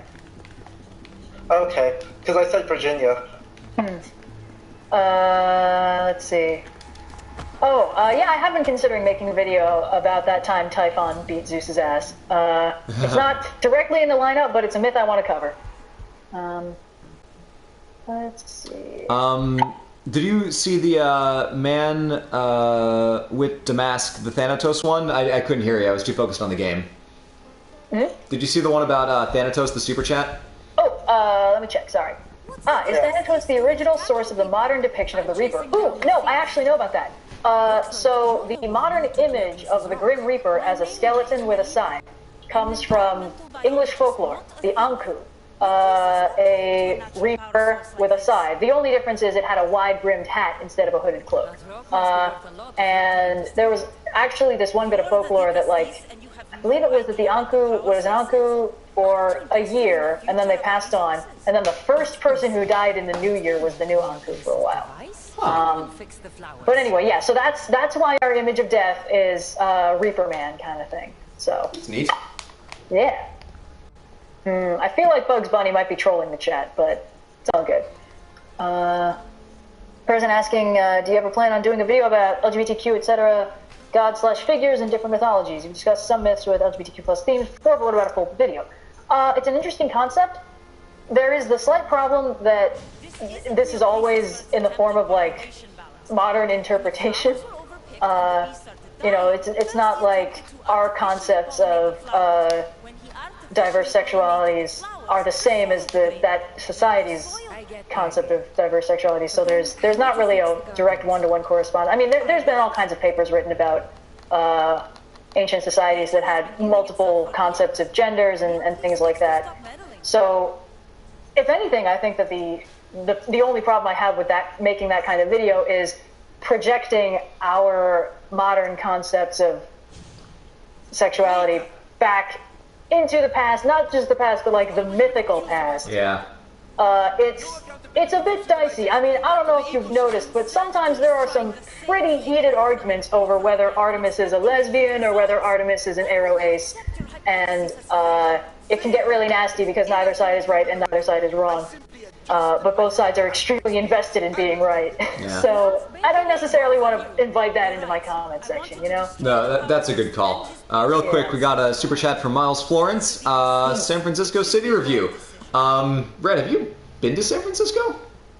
We were both in San Francisco for about 7 hours. Oh shit, that's right. Yeah, when we had that school trip, that was great. Yeah, from Yosemite. I mean, we didn't really see much of it. We saw Fisherman's Wharf, and we were a little busy being really smelly because we've been in Yosemite for a week. Right. Yeah, no, that was great. I don't think either of us have enough for a city review on it, but Yeah, cool not place. really. Cool place. Definitely don't have any footage. San Francisco hit the sweet spot where it's old enough that it still was built before the introduction of the car, which made, you know, like, urban planning kind of obsolete, which is like, just drive everywhere, why would it matter? But it's still new enough that they bothered to put a fucking grid down. So San Francisco got it right. No wonder it is so stupid fucking expensive over there. Yep. Let's see. Oh, person asking, could you maybe go over a video about Persephone in greater detail, or a myth video about Zeus? I have been considering both of those things. However, Persephone is actually tricky because she and Demeter together seem to have been at the core of at least one mystery cult in Mycenaean Greece, which means we don't know shit about it. Yep. And we're not even 100% sure, like, I've seen some people posting like, oh, Persephone used to be Kore, and in the original version of the myth, she walked into the underworld herself. It's like, there's no original version of the myth, and you don't know that. neither of those things are 100% true. We really don't know as much about the Greek gods as we like to pretend we do. And Persephone is in that awkward boat where we know she existed, we know she was extremely important, and we don't know anything about why. I believe there is some evidence that she was in the extremely feared gods category. Like, you didn't fuck with her, you didn't say her real name, stuff like that. But, again, almost no evidence. Mystery cults were frustrating like that. Yeah. Yeah. West Texas Soul really wants us to notice either. Hello, West Texas Soul. Sorry, them. It's got an anime icon, so I assumed girl. I'm sorry. Favorite yokai from Japanese folklore. Honestly, Jorogumo has won my heart. It's just very cute. Let's see, what should I do? I'm gonna run around this this ring here and hop down to this gold icon, and then we'll see what happens. Because I feel like I can add more quests, but the quests are a little confusing, so I might just do some kind of free roam clearing off the map for right now, if that sounds okay. Because I don't think the actual gameplay is too consequential in the broader theme of us streaming. Let's see. Yellow, people are asking if you know about Old Norse specialist Jackson Crawford. Yes, I know about Jackson Crawford. Oh, well, question answered, everybody. Said with true reverence. Yeah, I have great respect for what he does. He tends to stick very just conservatively to the source material and not do a lot of interpretations, which is very important work to do. So, if you don't mind basically just being 12 minutes at a time watching someone in a cowboy hat with a mountain behind him talking about some aspect of Norse culture, is a good source. You sound so stoked. Emma the Communist Squirrel, I am Ace, but I am not here. Thank you for asking. Let's see. Can I go in here? I can't fully tell what Bugs Bunny's talking about, but Oh, hey, I can go in here. Fuck hey! yeah. Cool. Yeah, I have been to New Jersey, but I think I've only been to like the really pretty parts of New Jersey. I've been to like Bentonville. Let's see. Person asking, would you ever do a video on tarot cards and the major arcana and such? I'm gonna go with a no, because tarot cards are not... Okay, I'm probably gonna piss off any witches in the audience, but tarot cards started off as just a card game. There was no meaning to them, it was just like a thing. And then they got assigned meaning later during like neo-paganism and stuff. So there's not actually a myth video there, it's just like... It'd be like making a video about the Ouija board, you know? Not really feeling it. Person asked, do I watch anime?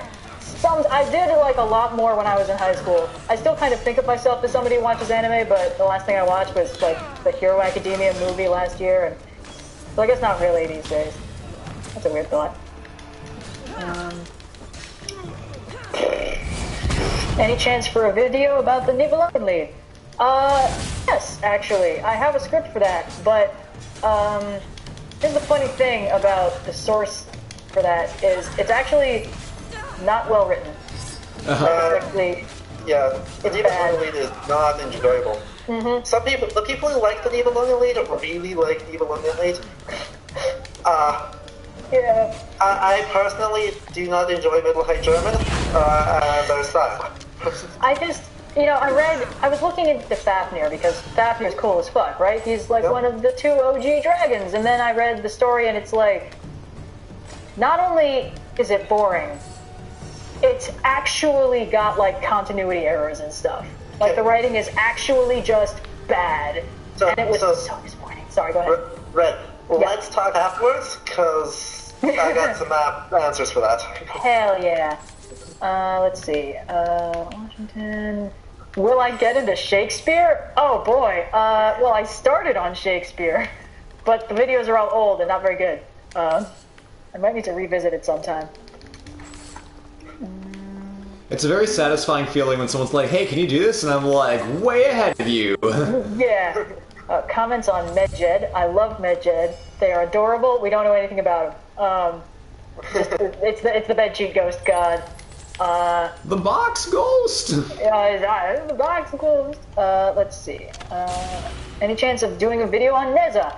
Yeah, I've actually had a script for that for like 2 years that I just haven't gotten around to doing. Stories. Have you guys ever been to a Renaissance fair? Yes. Yes, we went together one time. It was great. Yeah, it was super fun. Yeah. Renaissance fairs are very enjoyable. The problem is they're all in the summer when it's hot, and I do sunburn very easily. Yeah. True. I made the mistake of trying to do a climbing wall in more or less full armor. Red knows the pictures. One of our friends wiped the floor with me because he was wearing normal-ass clothes, and I was being a dumbass wearing these, like, fucking pieces of, like, leather, like, shoulder guards and a fucking chest piece that I bought, like, 3 years earlier at a con. It was pretty hilarious watching me fail. I had no mobility at all. Yeah. I am pretty sure I beat that guy to the climbing wall in a pirate outfit, so I think I get to take the prize here. I think I remember that. Yeah. And then we all I'm shot really bows. fast on climbing walls for some reason, or at least I was last time. Oh, sorry, Speeds. I didn't see your super chat. I'm 5'5" tall. That is your question. And I am 6 foot flat. Oh, person saying, you think you can do the Ramayana? Probably, yeah. I kind of want to do the Mahabharata first, but the Mahabharata is going to be really long, so it might be a little while. In the meantime, stay tuned for some Indian history in the coming months. I've got the book on my shelf. It's just, oh boy, it's a lot, and I need to just, like, square off the time to just, like, sit down and read that thing, because, it is a big history, and I do not want to fuck it up. But very much looking forward to covering Indian history. Trope talk on animal stereotypes. That's an interesting possibility, actually. I mean, there's a lot to discuss there. There are a ton of weird animal stereotypes in fiction. I mean, the one I've noticed is that every alien animal is basically a dog in the way that it thinks and acts. Yeah. Sometimes they're vicious dogs, sometimes they're friendly dogs, but yeah. They're vicious until they're friendly. That's often how it works.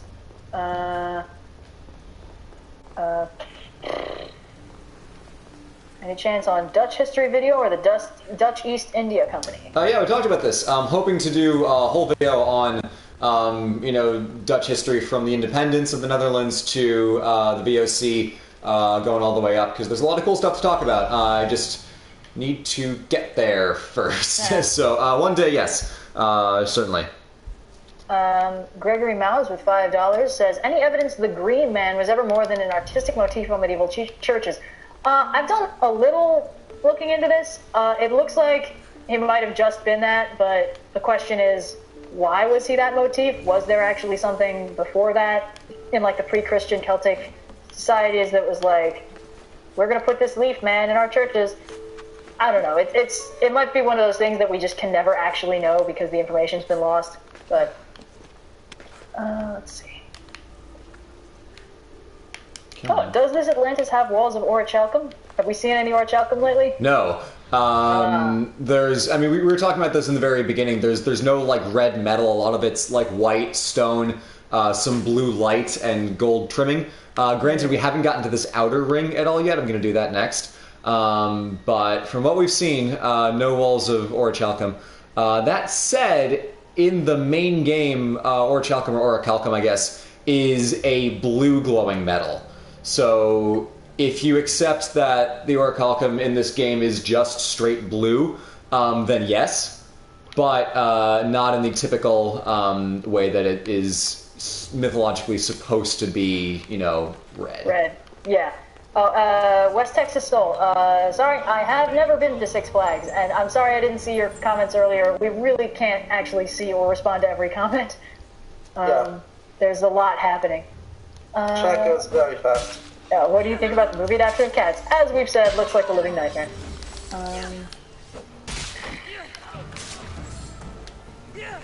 Wow, that was way fucking easier than the first time I did this. Woo! Classic book you had to read for school but hate with a passion. The Catcher in the Rye can go fuck itself. You are correct. The Catcher in the Rye was really bad. Yep, that's the correct answer. Catcher in the Rye sucks. Nobody likes Catcher in the Rye. Actually, I know one person who really likes Catcher in the Rye. I don't know why. How does that not work? Giovanni, There we go. What? If either of us have ever played D&D, we have. Not together, actually, but we have played D&D individually. Yes. It is very fun. Play with my friends every weekend. It's a grand old time. Do any of you have a favorite Tolkien character? Samwise Gamgee is the only right answer. Is the correct answer. The true hero of the story. And I have read the webtoon Lore Olympus. Actually, the lady who writes Lore Olympus follows us on Twitter for some reason. So yeah, we read it. So I can't tell you when we have pens and stuff. What version of the Ramayana would you recommend? I actually don't know enough about the different translations of the Ramayana to comment on that. I'm sorry. Let's shoot down this little thing here. Hell yeah. Okay, I haven't paid any attention to the game so far. What's going on? I was just kind of like raiding a little fort to get some stuff, and then I got a power up for my staff. So now I can go into more of those little cordoned off, hidden away thingies. I basically just like leveled up, essentially. Nice. Yeah. I gotta say, I'm liking this for what it is, which is a pretty neat, exploration of what a like quasi, realistic interpretation of pre-collapse Atlantis would have looked like. Like insofar as it's operating within the framework of the first civilization established by the Assassin's Creed series. Right. But that said, I've gotten less and less tolerant of the core gameplay loop of go to place, kill everyone there, go to place, kill everyone there, go talk to someone, select the right option in the dialogue tree, go to place, kill everyone there. It's just so repetitive. Like playing this game is like, I like the Greek stuff, so I will tolerate it, but oh boy, am I so done with the sort of like big, bloated style of AAA games recently. So how long have you been playing? How many hours you have in this game? I can check. On a cursory inspection, I would guess that I have probably about 150 or 200 hours maybe in this game, because the main campaign took me about like 80 to play, and then there have been more streams and stuff, so probably like 130 to 150 hours. Which I know, like, all things considered, is not a long time to play one game. Some people have, like, thousands of hours in Overwatch or shit like that. But, like, AC1 and 2 are, like, 10-hour games. Well, yeah, AC1. Yeah. So, with this game, if you only do the main path, if you, like, beeline the story, it'll be about 50 hours for you. And playing the whole thing, like, kind of taking my time, doing stuff, and seeing all the things that I liked was about 80. AC1 is about a 10-hour game, AC2 is about a 15-20 hour game, but if you do most of the things and take your time, it gets to about like 25 hours for the first game, about like 40 hours for the second game. I remember playing AC3 and trying to 100%, and I'm like, this game's taking me 50 hours, this is so boring, I hate it. Oh, if only I could know what was to come next. But, yeah. Let's see what's going on here. Chat is confusing me. Everyone's talking about Area 51, or at least they were. Oh, jeez, are we still on this? I don't know, man. Fuck, okay. And there's been some talk of space Jews that I'm not fully sure how to interpret. Is there a non-racist way to interpret that? Anti-Semitism is also uncool, guys. Half my family is Jewish, and I am not about that shit, but... just play nice, all right? Don't be a terrible person, and we won't have a problem. Yeah, let's transition off of this in the chat. Let's see. Whee!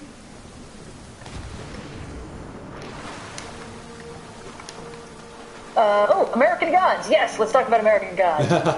I super loved American Gods, and I honestly, caveat, I super loved Season 1 of American Gods, and the last 3 episodes of Season 2 of American Gods, when they fired their writer and got a better one. And I loved what they did with Mad Sweeney. It was super fucking sad, but, like, once I figured out what god he was supposed to be, I was like, this is gonna end so badly, and it did, and I loved it. So, yes, I think that's probably my favorite part of Season 2, is what they did with Mad Sweeney. Yes, I assume that space Jew means Jews that live in space. the problem, guys. Oh yeah, it is a Mel Brooks show. Yeah, if History of the World Part 1 has Jews in space. Ah. History of the World Part 1 is a pretty funny movie, all things considered. I actually really like that movie. I prefer it to Spaceballs. It's for a different kind of, like, feeling that you want to get, because it's much more like minute-by-minute comedy, whereas Spaceballs is like a more overarching thing, but History of the World is still pretty damn funny. Yeah. Okay, let's see. Where did I watch American Gods? In my house. I'm confused. What else is happening? Ooh, I'm gonna forge some cool weapons here. Nice. Why do you guys think Odin and Thor are called Wotan/Grimnir and Donar? As I understand it, that's because Odin's called Wotan in Slavic areas, and Grimnir is one of his names. Odin's got like a fuckload of names. Correct. And Donar is, I think, just another way of pronouncing Thor. Resident expert, please. Go ahead. So Wotan and Donar are the West Germanic versions of the names from Proto-West Germanic. So a little bit before our original Proto-Germanic names, which would be Wadaraz, and I don't remember what Donar is. But regardless, it's our West Germanic equivalents to the gods. Grimnir, on the other hand, is one of his pseudonyms from the poem Gripnismal, where he disguises himself, and then that goes horribly wrong, and he gets strung up in between two bonfires for like 7 days. Yeah. And then when he busts out, he lists like every single epithet he has, and the king freaks out and accidentally falls on his sword. And then the cool king gets established as king. Yeah. Let's see. There's something I missed. Hold on. Sam says, do you have an interest in doing Korean myths or history? Love your channel. Yes, plans for Korean myths, Korean history at some point. But not yet. Soon, though. I'm aware of it, and I'm looking forward to covering it. Let's see. Oh, Blue, we misspelled the title again. Oh, you know what? It's because it's an autofill from last time. I'm fixing it. Don't worry, everybody. Fuck it's fine. me. I hope I can fix it. Is it Atlantis or Atlantis? This is important it's to me. Atlantis. I fixed it. Don't worry. Jeez. Your savior has arrived. Oh, hey, it's a Festus. Do I want to do anything? No, I don't care enough. Cool. Wait, I can't see the stream. Ah! Hold on. I'm coming! I still don't know what's going on in the stream, but... Ah, there we go. Okay, oh fuck. Okay, I'm back, everybody. I can see what's happening again. And nothing is happening. My bad. Yep. Oh, a person asking, since you did a trip talk on robots, will you do one on aliens? Very possibly. There's a lot to discuss. Let's see, where do we want to go to next? Is this level 2 required? This one, level 2. Okay, let's jump out to the next ring out here. Let's do that. Well, that's not inaccurate. There's supposed to be a central temple right in the middle of the island that's surrounded by a wall of gold that you're not allowed in. Anything like that? Nah. Well, great. Okay. That's what I know. Any walls around the rings, or? No, there's no walls. They're like, it's moats, but there's nothing explicitly walled. Bah. Yeah. Okay, well.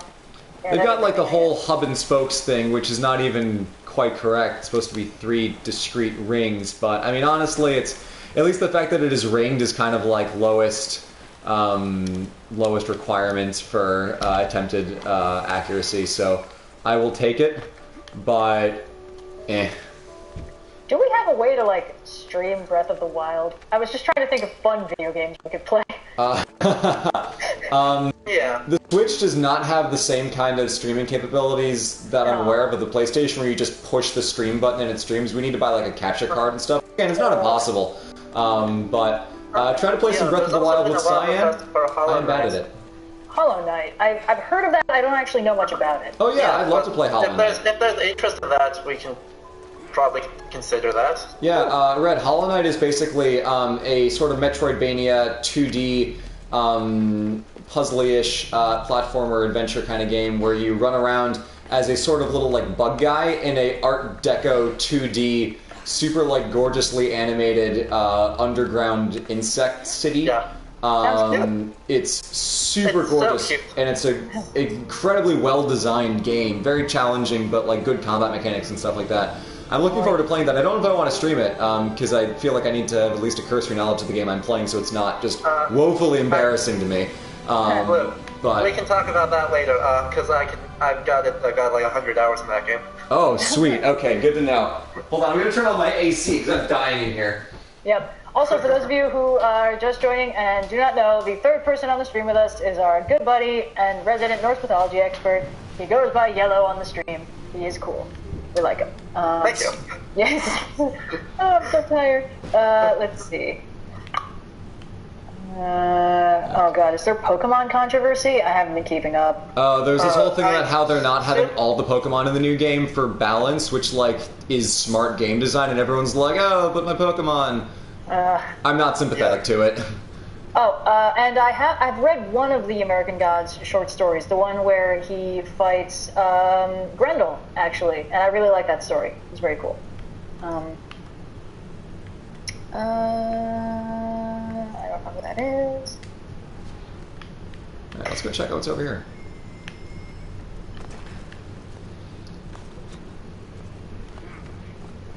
Breath of the Wild, though, getting back to that, it is a game Yes. that I respect the shit out of for the fact that it's a great game, but I absolutely cannot play it. I don't What? have the... I don't have the patience to figure it out myself, and I have never played a Zelda game before, so I have no idea what the fuck I'm supposed to be doing. Oh, well, I mean, Breath of the Wild is very different from every other Zelda game because it's open world, and there is no what the fuck you're supposed to be doing except defeat Ganon, save Zelda. Yeah, so I'm like, where do I go? I just feel like I'm doing everything wrong. No, I mean, after that intro area, when you get the sailcloth, you can just kind of... Is that the sailcloth? Yeah. You can just kind of do whatever the fuck you want. No, Sailcloth is Skyward Sword. Oh, shit. I invoked Forbidden Game. Which is it in this one? Paraglider, right. Yeah. Once you get the paraglider, you're all good. But yeah, we should... Oh, I should play Breath of the Wild. I've seen some crazy shit about it. Oh, I've only gotten to play it a couple times, but the first thing I did was immediately paraglide onto the side of Ganon's castle. Oh, you're not supposed to do that. That's how you get killed very early. Oh, no, but I let it onto a friend's mid-game Oh, okay. file. I mean, you can... it's probably still not the best to paraglide directly into the final boss area in your jammies and, you know, with a stick. Well, not with that It was attitude. great fun. Okay. I feel like this game's gotten very repetitive. It has. Yeah. It is deeply boring, and I'm not going to stream the rest of it because there's not a lot to do. But there's gotta be, like, plot eventually, right? I mean, sort of, but we keep talking over it because it's not good. Oh, fuck. Okay. Oh, I see. It's like the plot's been happening the whole time, it's just that we've been ignoring it because it's crudely written with, like, dialogue trees and just static shot, reverse shot cinematography.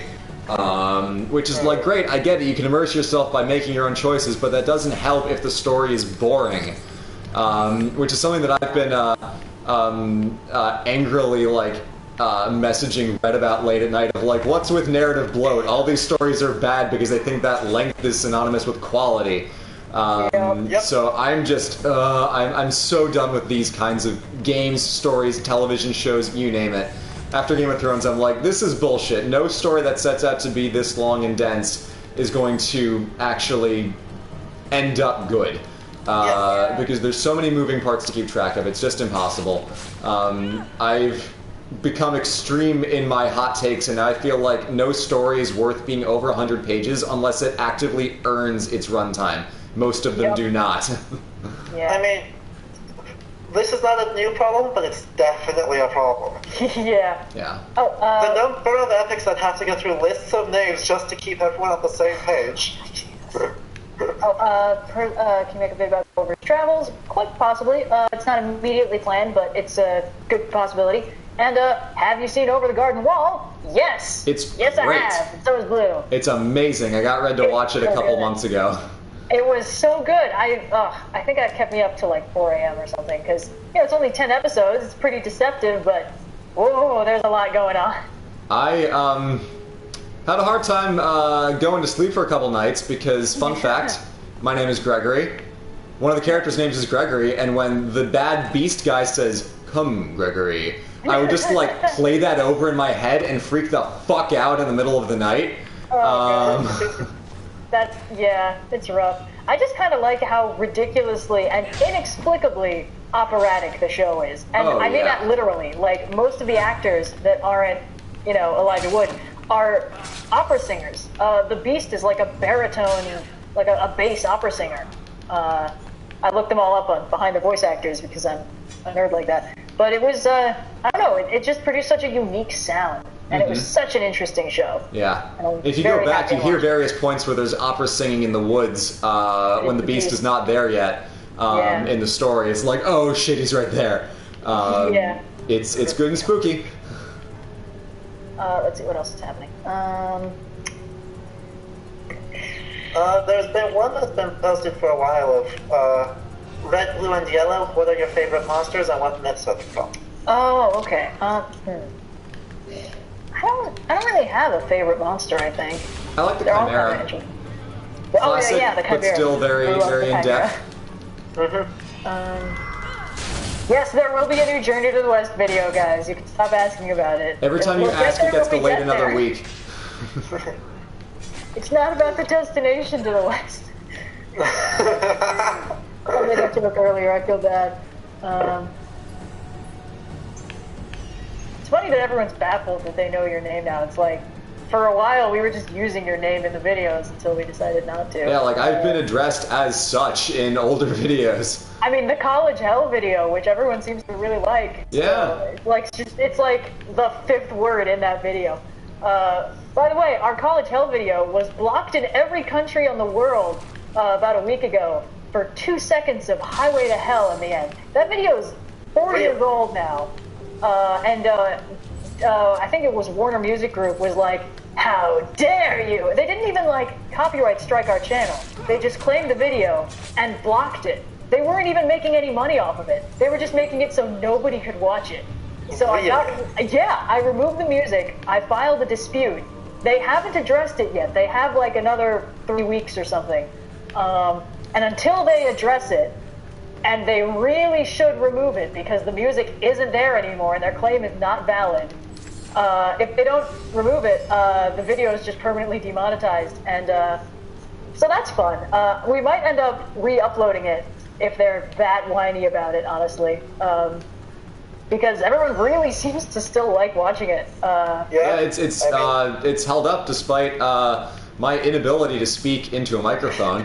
You were starting out, man. It's not a problem, but yeah, honestly, if they want to be jerks about it, we can just be like, okay, I guess we won't use 2 seconds of Highway to Hell this time, and just put kazoo music in there. And just, yeah, and it's so funny because that's one of our only videos that doesn't have any background music except for that bit. Yeah. So there's no other copyrighted material in the video. We're actually completely good in that one.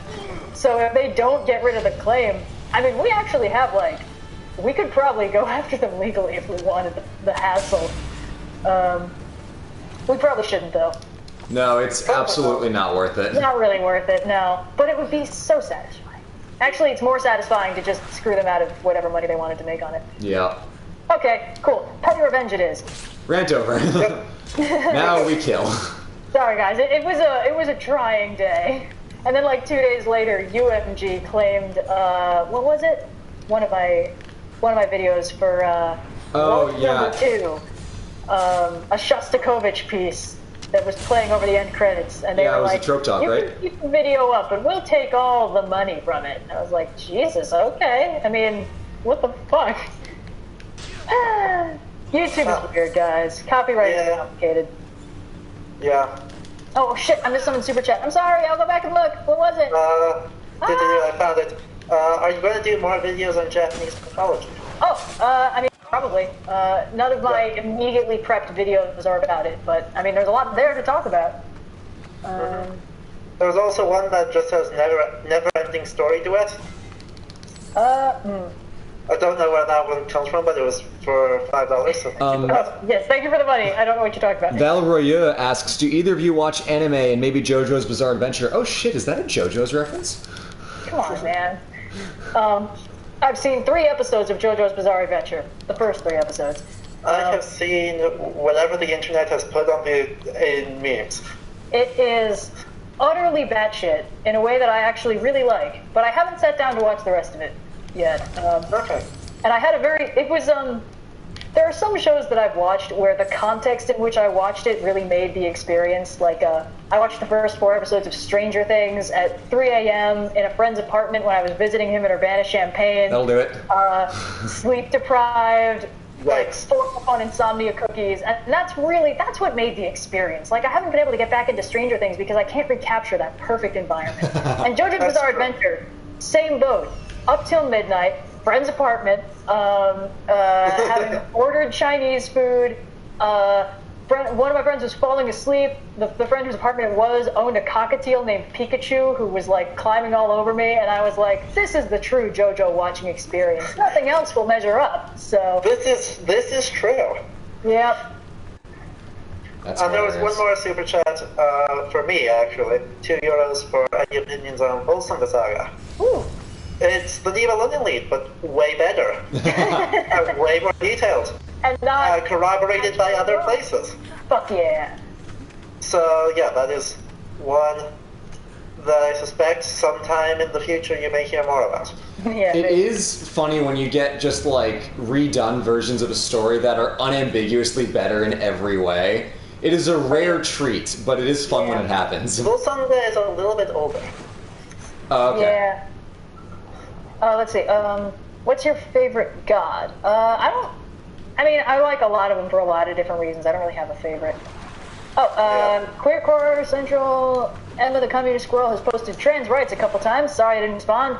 Trans rights. They're cool. Congrats. Yeah. Please don't send me a cockatoo. I don't know how to take care of it. Yeah. Have you ever watched Star Trek? Oh god. I have watched some of Star Trek and some of Star Trek The Next Generation. And I've watched the more recent Star Trek movies. The J.J. Abrams ones, I think. Yeah. Okay. We watched Beyond together one time, Red. That was great. I think we watched the third one. Yeah, Beyond. Yeah, that was good. That's just a really quality one. Like the first one, it's an origin story. The second one has problems. The third one, really good. Yeah. Really fun. I like, Star Trek, the original series. I know people really like it, and I know they have a lot of reasons to, but I watched the very first episode. No! And I think that's the one, the very first episode where they pass through a space cloud, and 2 of the crew members get godlike telekinetic and psychic powers. And there's this fucking hilarious part that's not supposed to be hilarious, where I guess Kirk is trying to reason with one of them who's gone all evil and stuff, and he's like, pray to me, and like Kirk claps his hands together, but of course Shatner is a very bad actor, so it just kind of looks like, if you're distressed, didn't you know it? Clap your hands! It's so fucking bad. That is hilarious. Next Gen I liked a lot more. I watched, I don't remember the name of the episode. I referenced it in the Robots Talk. There's a data-centric episode where I guess he gets abducted by an eccentric collector of fun things. And it's this whole discussion of like his personhood and autonomy, and there's this really good subtle moment where like when they find where Data is, they go to warp him back, and when they were warping him back, he had the guy who kidnapped him at like gunpoint, and the guy was like, you can't shoot me, it's against your programming. And when they're warping him, they're like, the weapon he's holding is discharging, what should we do about that? And they're like, oh, just shut that off. And it's like, oh shit, Data was totally gonna shoot that guy. That's my boy. So anyway, I don't know. I really like that episode. Yeah. Sorry about that. Anyway, what were we talking about? All of the Next Gen episodes that revolve around Data are so good. Data is just the best. He's super fun, and Brent Spiner is hilarious. Actually, I kind of looked into it because I watched Gargoyles several years ago. Very good show. Pretty much the entire cast is from Next Gen. Like, Brent Spiner plays Puck, like the fairy. Amazing. Riker, you know the guy. Yeah. He's David Xanatos, the nominal villain for the first couple seasons. Shit. I don't know any of their names. The one who's like, Captain, I'm sensing hostility all the time. She's like the craziest fucking bad guy in Gargoyles. It's amazing. Like half the cast is in that show, and they're really good at voice acting, which I kind of wasn't expecting. So when I was watching Next Gen, I was like, this is so weird. Why are these good guys now? What else is happening? I'm just killing some dudes. It's all good. Yeah, okay. Maybe We gonna got get some killed super by chat. dudes. $5 from Mr. Ryder, saying that read your videos about Poe and Lovecraft inspired the short story I'm writing at the moment, so thank you for that. Another one, another 100 rubles. Cassandra has titanium ankles. You yeet it after with no fallback. Grammatically correct. Yeet is yoked. It's that adamantium skeleton of hers. It really makes it easier to handle those jumps. And the last one, $5 from Michael Clark. Red and Blue, would you consider streaming the recent Tomb Raiders? Maybe. I feel like the recent ones aren't like the fun ones, right? No, the recent ones are basically just like discount Uncharted, which has its place. They're not necessarily great games. I think the second one has a whole like Byzantine subplot, which is a little bit neat.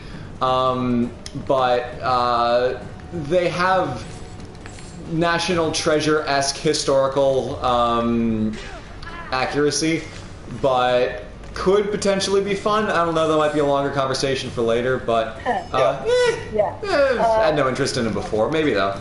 Tyler Frost with a super chat, 10, I believe, New Zealand dollars.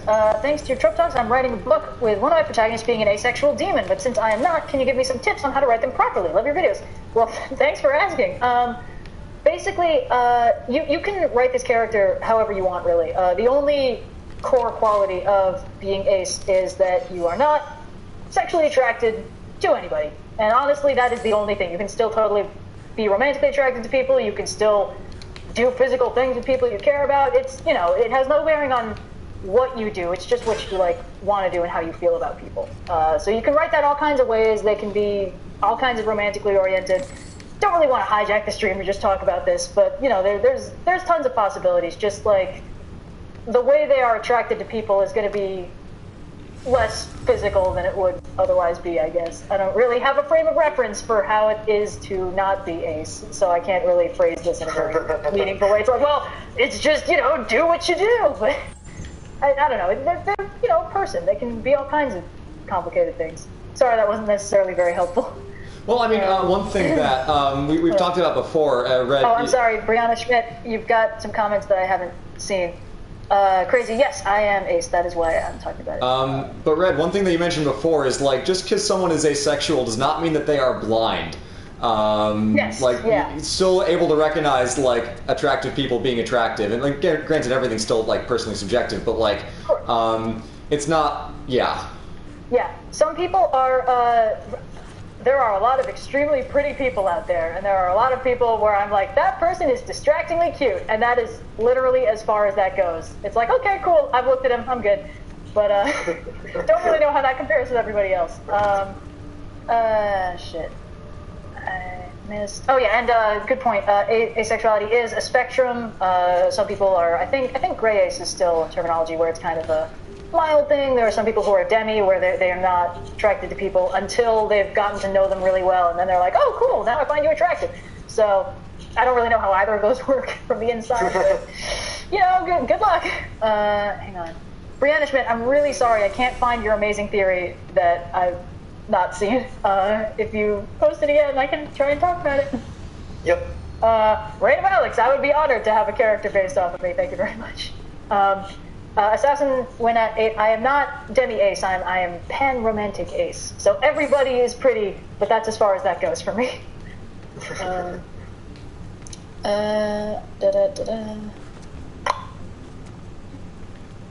Oh, someone's asking why you stabbed a pot and then it bled. I wasn't paying attention, so... I think it just shattered into red pottery shards.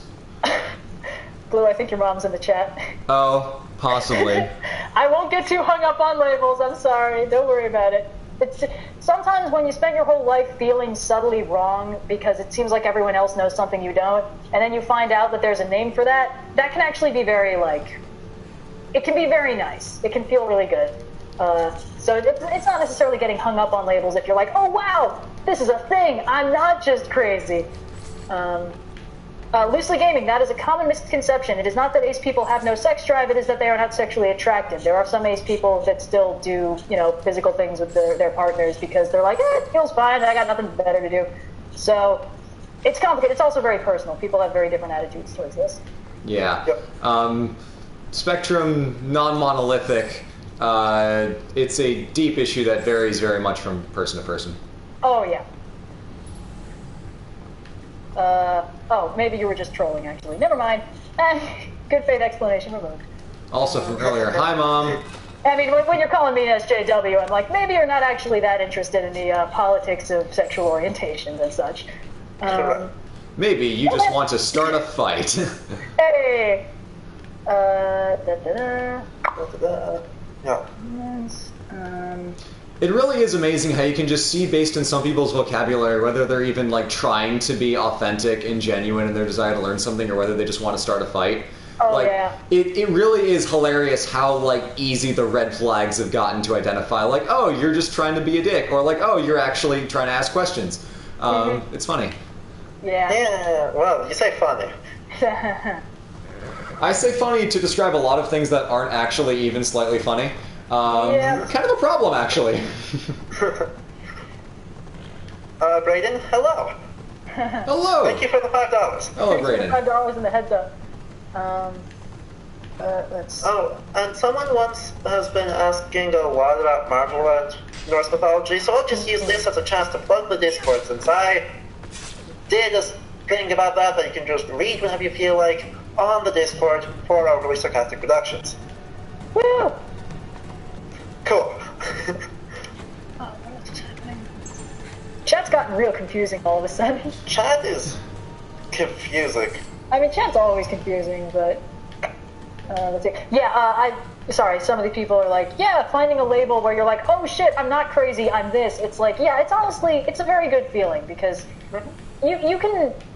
If you're not in the sphere of what society considers normalcy, you know, it's like, you can tell, you can feel it. Things don't feel right, and everyone else seems to get it, and you don't, and it's like, what's going on? Do I fake it? Is everyone faking it? And then eventually it's like, hey, guess what?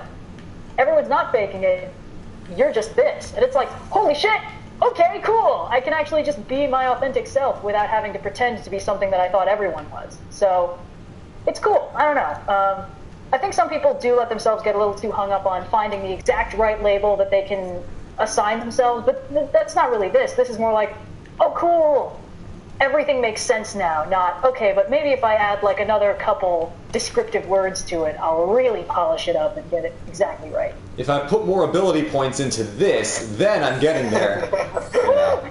I've got to allocate more points to my gender identity. Okay. Jimmy John, the Jimmy John himself, asks, Blue, what is your favorite AC game? For personal significance, it's got to be 2.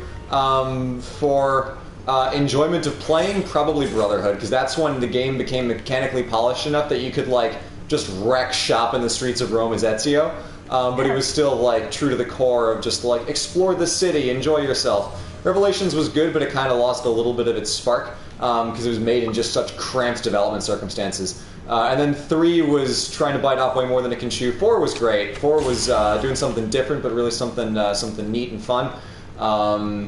It hit that sort of like open world sweet spot where there's stuff you can do pretty much everywhere, but there's still like curated content where the game's not asking you to find the fun yourself.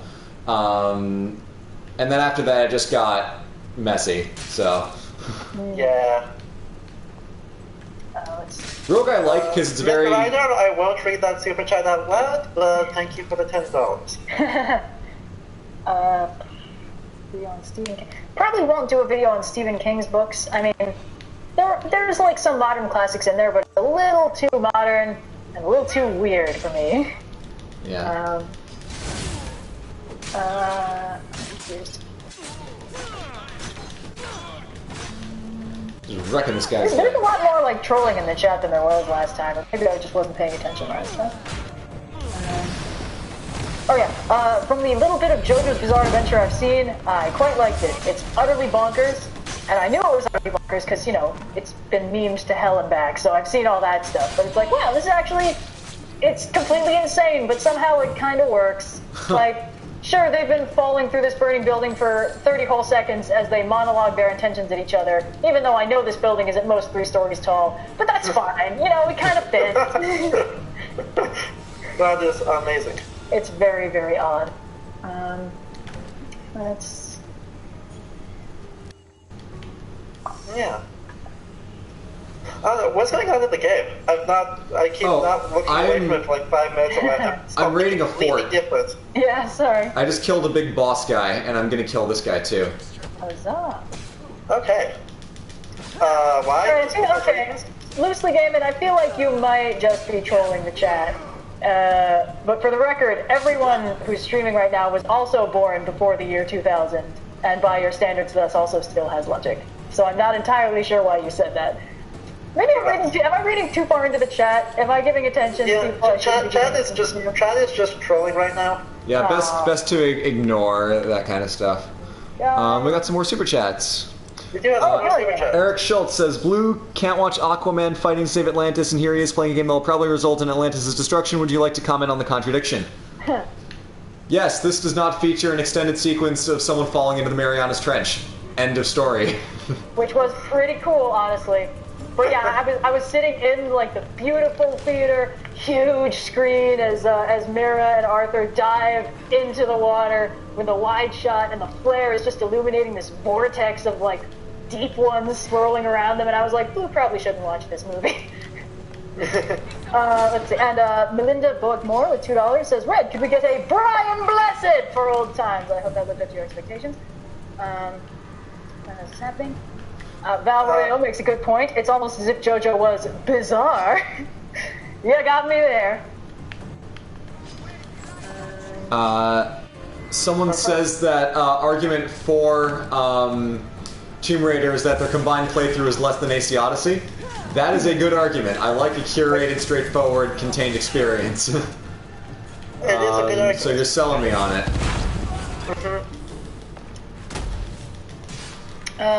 Union Jack the Ripper. God damn it. That's a good one.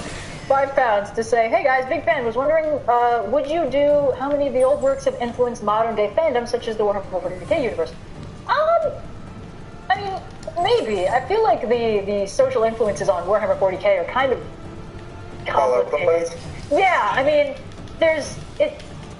Warhammer 40k is so much its own whack thing that it's like, what are even the origins for this? Well, I mean, there's like kind of a very, very extreme version of British imperialism, maybe? And everyone's in power armor with like scriptures stapled to their chests, and there's space elves, but they're not like cool elves. They're like whiny psychic elves, and there's I don't know. 40k is just really, really weird. 40k is just really weird. I mean, I will say there's got to be some origin for it, but like... Yeah. I will say that this, my IRL research is actually on adaptation of stuff, so if there ends up being interesting things to say that make sense to talk about on streams or on the channel in the future, you may see me occasionally talk about that. Ooh. Yeah. But right now, it's early enough that I have nothing to say on most things. Yeah, I feel like a general policy on the channel is that we try to let the work speak for itself as much as we can, and whether those connections come to anything modern is just, up to you. If you know the property and can speak to, why Warhammer 40k seems to take inspiration from whatever, that's great, but we're not gonna probably go into depth with a dedicated video of like, here's how Norse mythology stacks up to the Marvel Universe, because that seems like a little bit redundant. I think we were talking about this earlier on the stream with with some of the difficulties in doing that. And after a certain point, it becomes outdated when the next, movie or piece of media comes out. So, Exactly. Yeah. Yeah. Adaptation is so complicated, and there's so much that goes into it that's just difficult to explain. Yeah. That it's just not a good thing to talk about in a 10-minute long video. That's true. Oh boy. Person asking, very important question. What's your reaction when you drop your phone on the bridge of your nose? Well, I haven't done that very often, but I did walk directly into one of those like cross beams between double doors once. Oh, congratulations. Kind of the same feel. In front of my entire art class. I feel so cool opening 2 doors at once, and then suddenly I was 2 feet farther back than I expected and also on the floor. Don't recommend, by the way.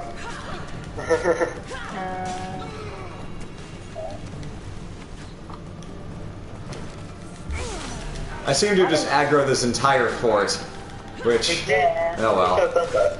You're also kind of kicking their ass. Yeah, exactly. They're a solitary collective ass. It really helps that they're coming one at a time for me, making this as easy as possible. When you're talking unscripted sounds just like the videos, but Reg, you sound so different. Why is that? It's interesting. When I'm talking into a mic, I actually kind of make an effort to like sort of make my voice a lot softer and farther forward in my throat, so I'm not quite as nasal. And I try and describe everything as though I'm explaining it to a museum tour group. But when I'm actually talking, I'm a lot more like kind of back of my throat, a little more nasally.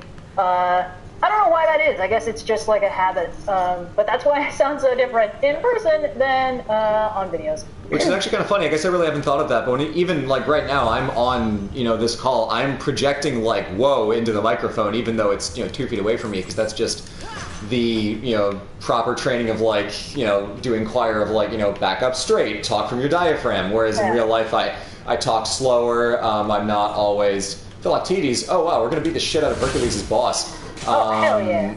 Nice. What is he doing here? In real life, I'm a little more casual and laid back in the way that I deliver things. I'm way less scrupulous with enunciating my syllables. But even here, I guess I'm in the mode of like, you're on camera, talk right, keep your back straight, chin up.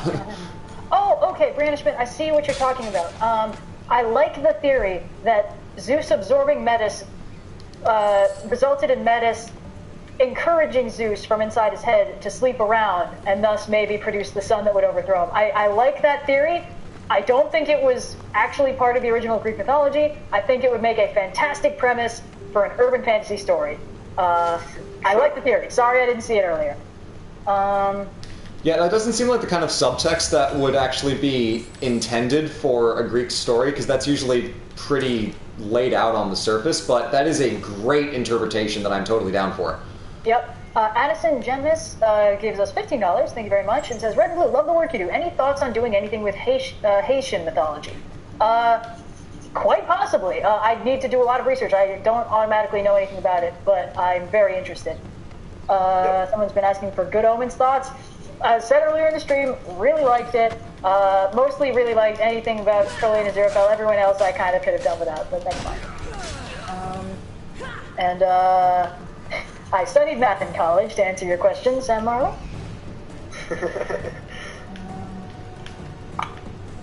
Let's see. Yeah. So, someone's been asking a lot about doing like Breton myths, and it's kind of the same boat where I know a few things, but that's just definitely worth checking out. I actually have a book on Manx folklore that I need to read, or want to read, but right now I can't exactly say anything on favorites of them because I haven't looked at them. Have any of you seen the Fate series? Do you have any opinions on how they adapt characters? I've only seen part of Snake Knight. Yeah, I've seen little bits about it. My brother's been playing the Fate gacha game on mobile, and I don't know much about it, but I'll never forgive them for what they did to Kataka. Kataka is not supposed to be a rusty anime girl, and definitely not supposed to be any good in a fight. So that's just it. Everything else I couldn't care less about. They make it hard for me to Google characters. Posting sexually explicit comments that are constantly being flagged for spam. I'm not going to unflag them. You can just stop and save yourself the trouble. Yeah. Yeah. Put them in timeout. Oh, good idea. Yeah, there's a function for that. If you go to the very end and right-click, you can do that. Nice. Alright, let's take a look at what we got here. We did one fort here. There's some other stuff over this way. How much longer do you guys want to play? Because we can just kind of keep clearing out forts all day and night, or we can call it a day. It's up to you both. Yeah. Well, I'm good to continue, honestly. I don't have anything to do for another, like, hour or two. Okay, so. let's give it till the next to the top of the hour, and then see how we feel. Sweet. That's good. Sometimes you're good, and then it all just crashes at once. So we can take it half hour by hour, because usually the streams are like 2 to 3 hours, and we're getting up there. So we'll see.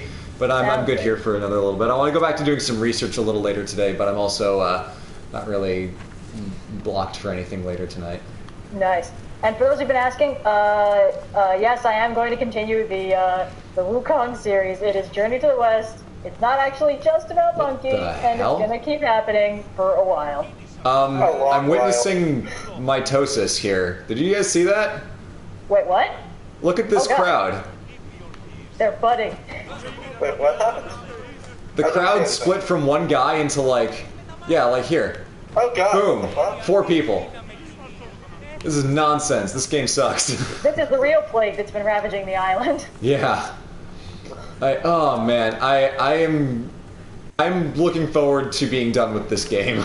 Like, am I enjoying it? Yes. Do I want to see how it ends? Yes. But also, like, oh boy, it's going to be good to get back to something a little less Easy things. dumb. Don't spawn everyone in the same spot.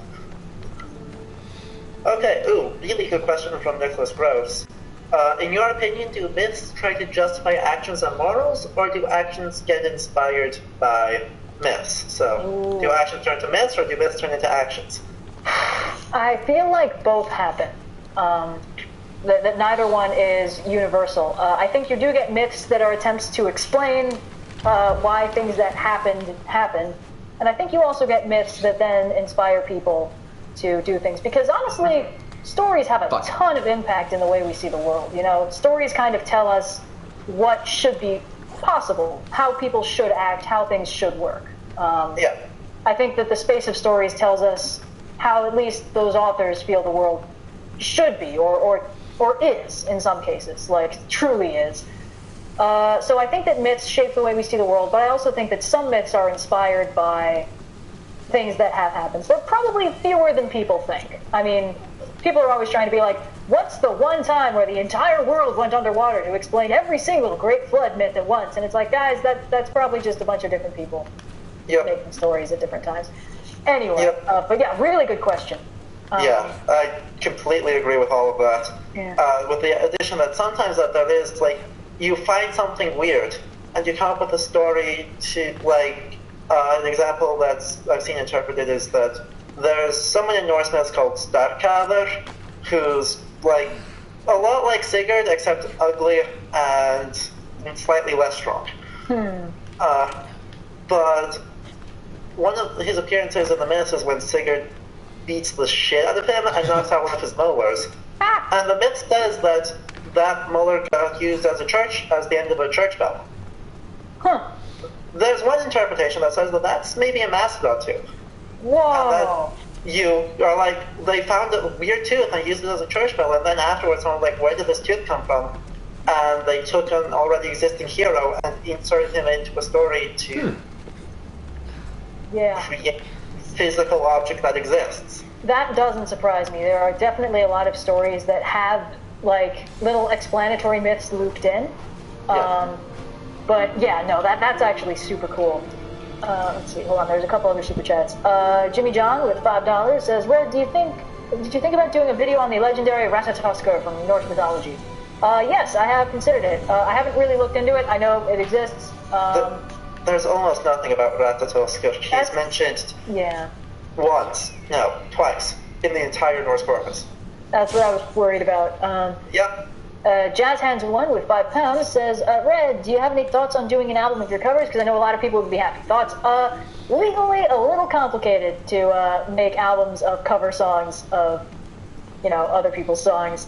At some point I will muster the energy to look into the way to actually do that without getting crushed into the ground by WMG. But for now, it's a bit of a hassle. Let's see.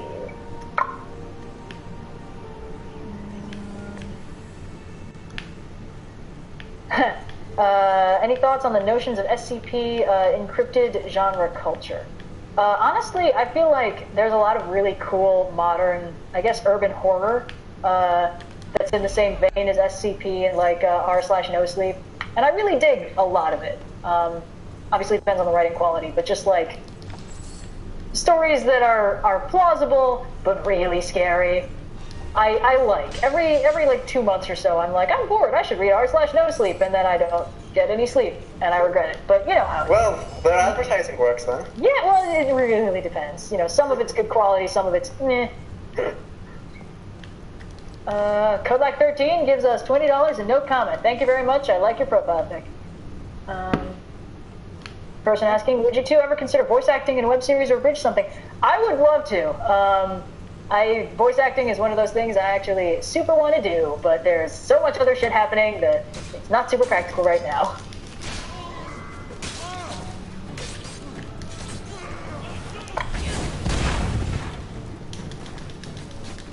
Don't mind me, I'm just killing more dudes. Very nice. I assume that this game seems to be nothing else. Yeah. They really leaned all in on the combat in this one. And whether or not that's, just killing people stealthily or killing people on a big fight, it's just a whole heap of combat-focused gameplay. Oh, jeez, I really aggroed everybody, haven't I? Okay, Void Null, if you're gonna say I'm not supposed to Google Nero from Fate, I'm definitely gonna Google it. So. It's just Nero with boobs. Yeah. Red, save the trouble, save the trouble. This is gonna be hilarious. Ow, son of a bitch. Alright.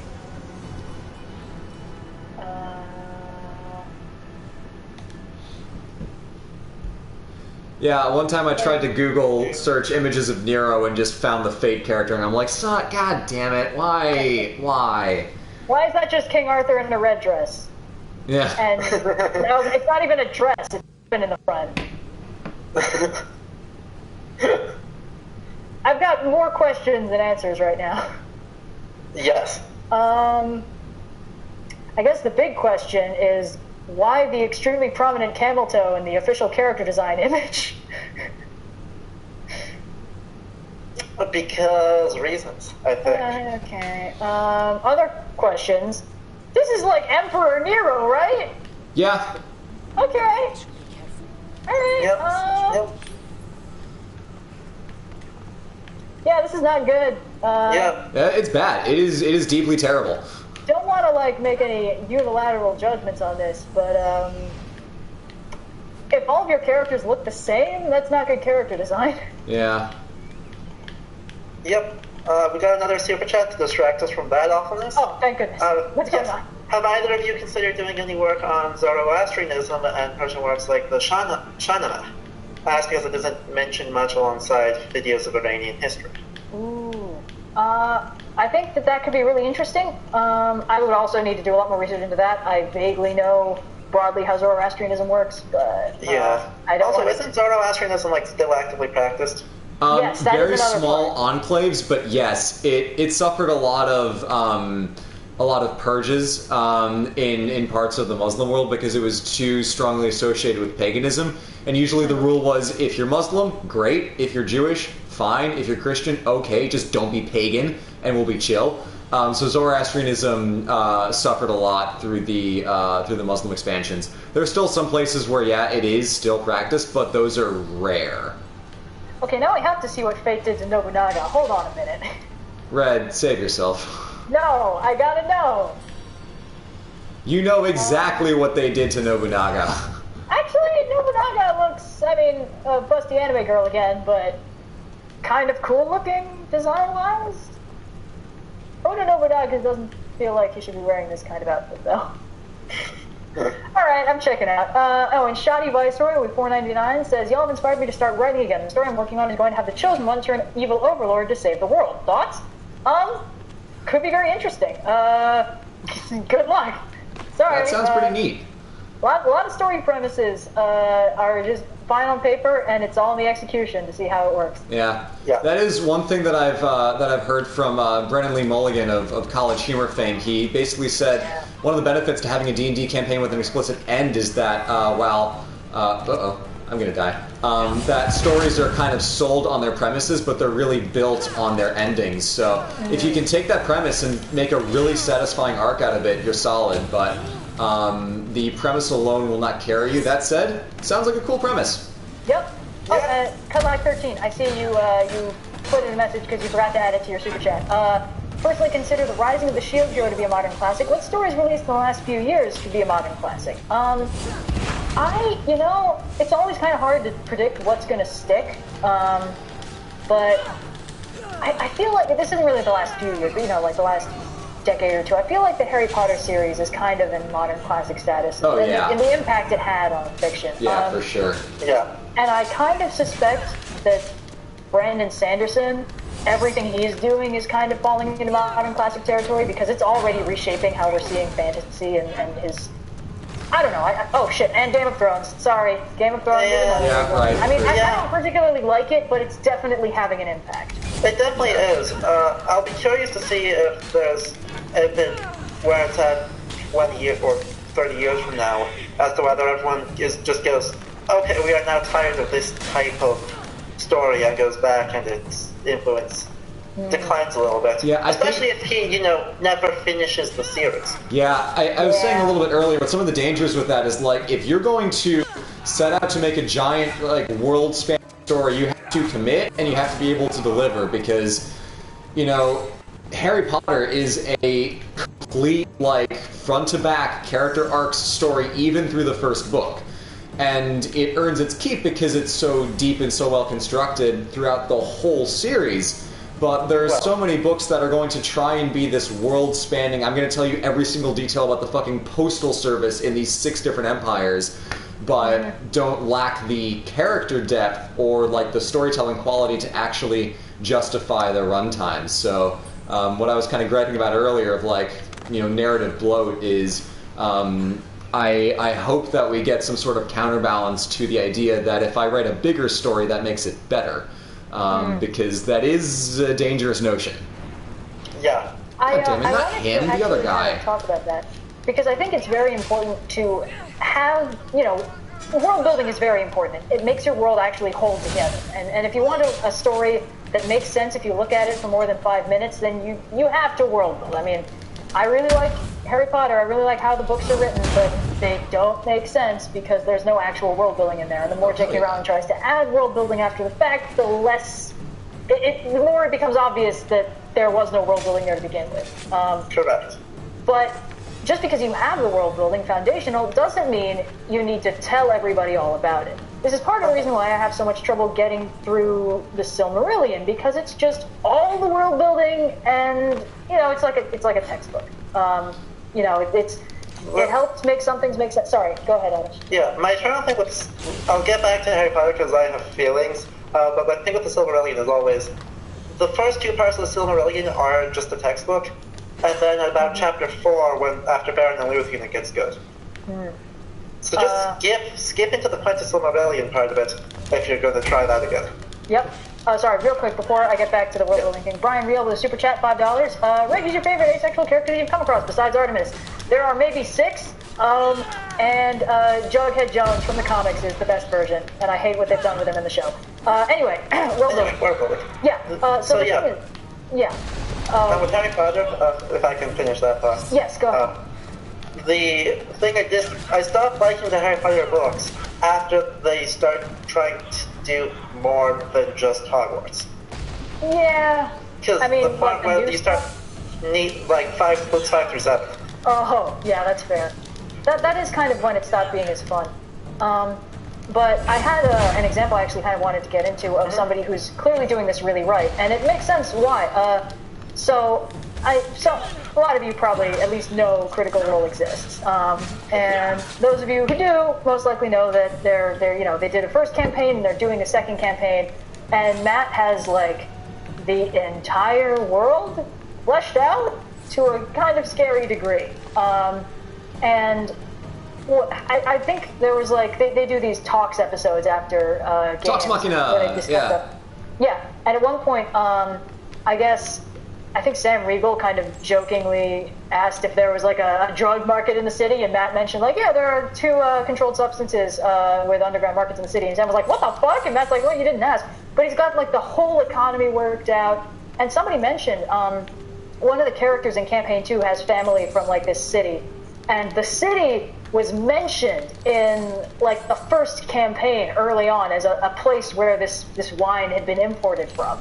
So like that's a lot of world building, and you wouldn't know it if you don't ask for it, because it's for a game module. You know, he's not just going to give them like a 500-page write-up about the history of the world they're in and be like, go nuts, you know everything. It's just like, you know, if they ask, they learn about it. And I think that that's really how to handle it. Only the parts that are relevant in the story do you bring up. Yeah. Yeah. Very much, yes. Yeah. Oh shit, was there another super chat I missed? I'm sorry. Oh, no, we're good. Sorry. To your point, that's why restraint is so important in world building and in writing, and a lot of people don't know how to do that. So sometimes less is more. And even with like all the literary classics we've grown up with, of like the Iliad, Odyssey, Journey to the West, we think like, oh, they're good because they're big. But I'm sure there's lots of restraint even in those stories as well. So. Sorry, go ahead with the super chats. I'll stop blathering. We didn't miss any super chats, although someone was asking something about the comic I've been writing.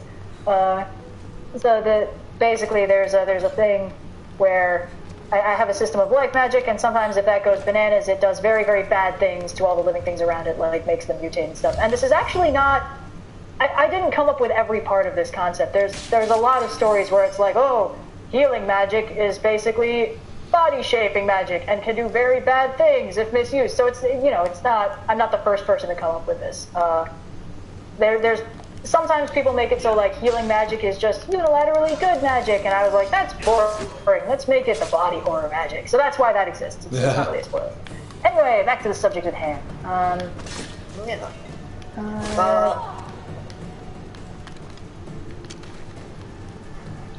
think that's something more page for Brandon Sanderson with the world building.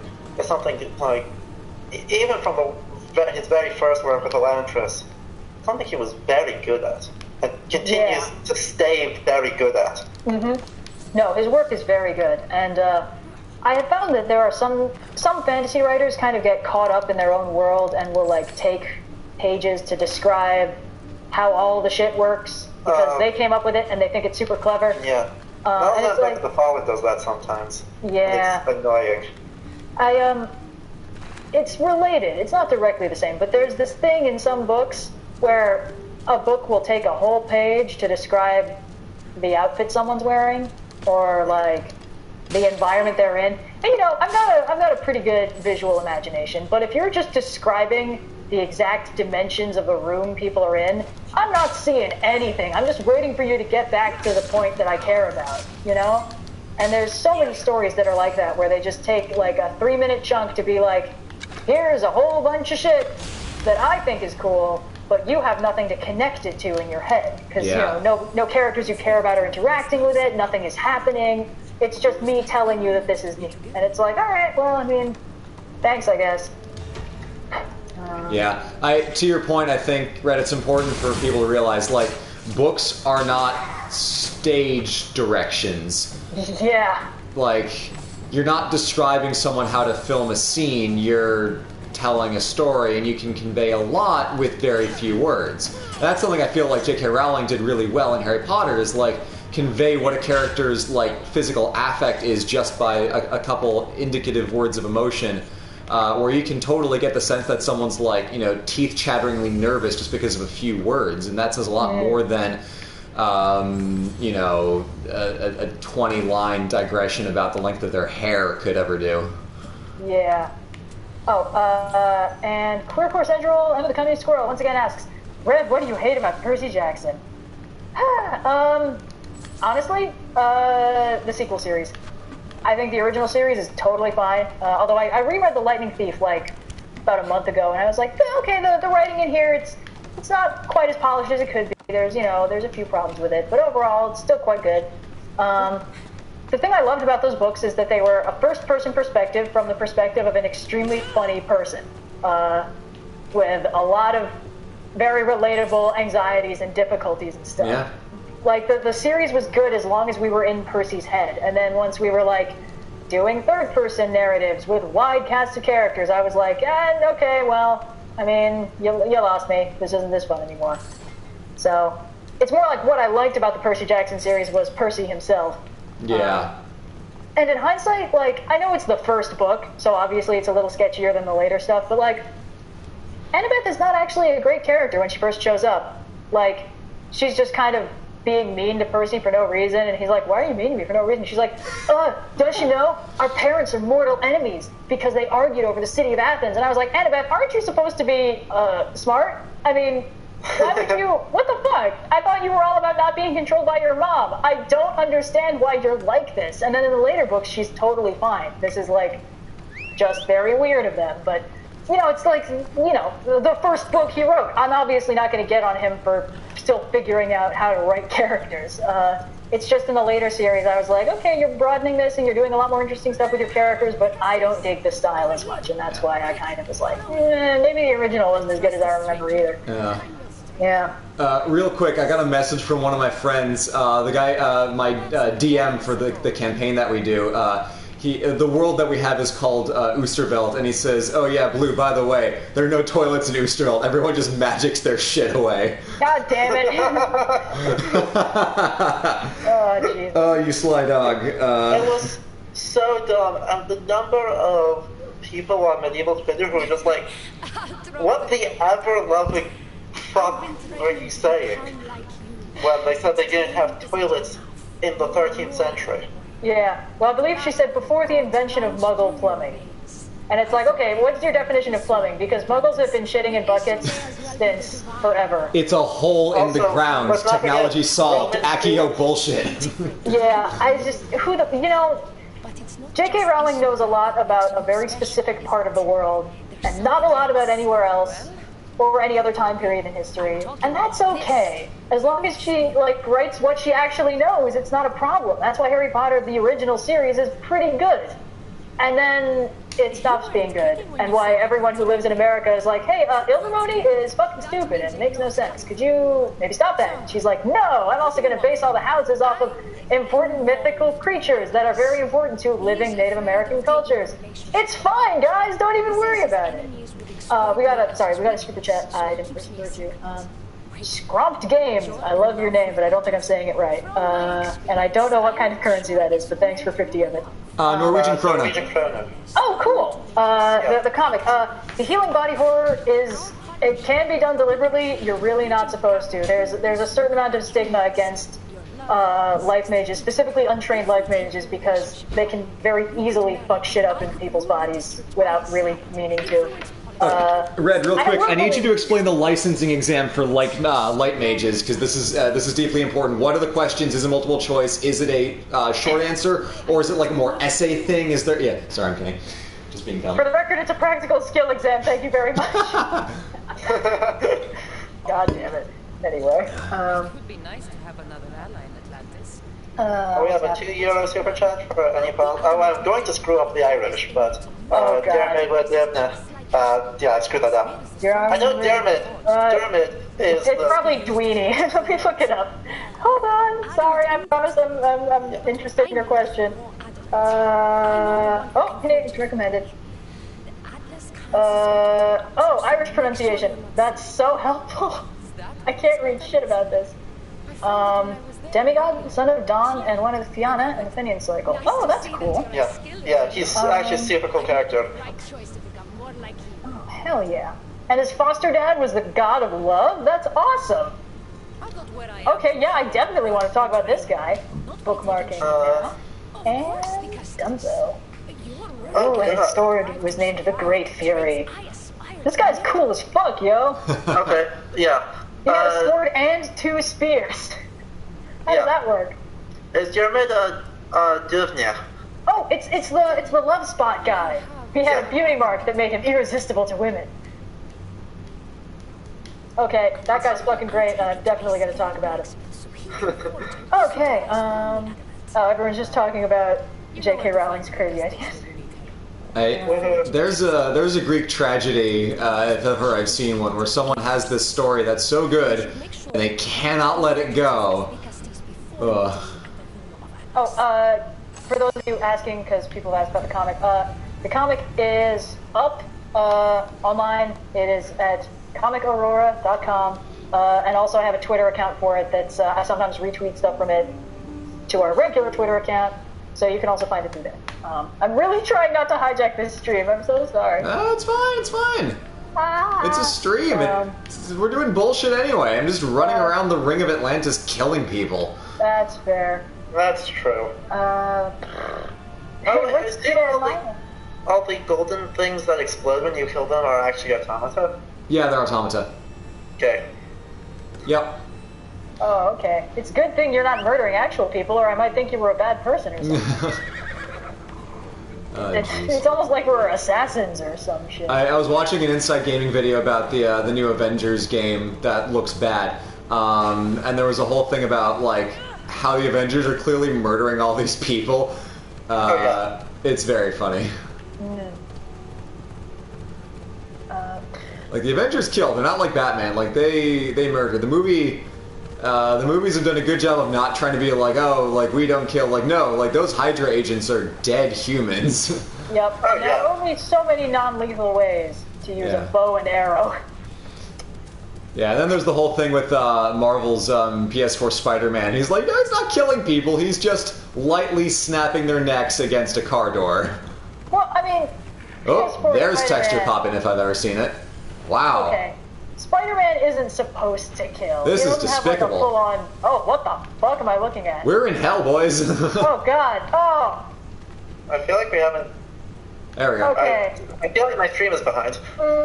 You've got your thing about deep water, and I've got a thing about malfunctioning video game graphics. Oh, God. Oh, your stream is definitely behind. That was like 10 seconds ago. Yeah, I mean, I may have just been entirely unobservant and not realized that the textures did not... It's like, we're not supposed to be riding through a field of spotted jelly? Oh, Jesus Christ. Oh, God. Oh, what's happening?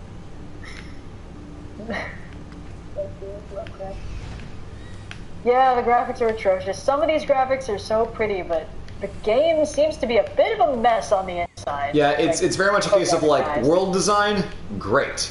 Art design, great. Character design, story, gameplay, ooh. I've been doing. Some of you have probably noticed I've been doing bad movie nights on Twitter, and part of it is because I really like studying what makes bad things bad, and a lot of bad movies have beautiful cinematography, gorgeous like set and costume design, but maybe the casting is really bad, or even if the casting is good, the script is somehow just so bad that it's making these actors bad. I'm feeling kind of like the same thing watching this game. Like, if you ripped all the guts out of this game and you kept the visuals and you just put a completely different story in, I feel like you could do something interesting with it. Now, fun fact that you say that, because the developers of this game have a new game coming out at the beginning of next year called Gods and Monsters, which is essentially a Legend of Zelda type game, but set very much in a sort of like cartoony ancient Greek mythological world. It is exactly that, because I think they realized, like, wait, we really got something good here, but this Assassin's Creed formula is a little bit, so I'm very tentatively hyped for that game. Yes. And again, they could easily fuck it. We've seen the way this game plays. But I'm keeping an eye out, because that seems like the kind of thing where it takes a lot of the problems with this and hopefully casts it in a much more helpful type of game design, which is the more like free-form Zelda type thing. So I am curiously optimistic about it, but we shall see. Sorry, I just noticed we're currently in the fortified Doma of Autochthonos, who is one of the original 10 Kings of Atlantis in the dialogue, Autochthon. So they are definitely pulling a lot of like. Why are you just dick punching him? I'm sorry, I'm like 5 minutes behind still. But yeah, this is they're definitely trying their hardest to make this at least kind of resemble what it's supposed to look like, and I respect that a lot.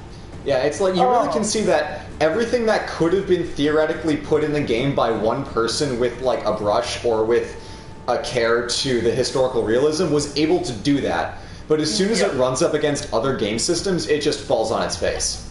Yeah. So like the world design, like that's a handful of people that are able to do that. And again, like Ubisoft handful, so like 6,000. But you know, the larger game systems are all like designed to committee, you know, to hell and back. But yeah.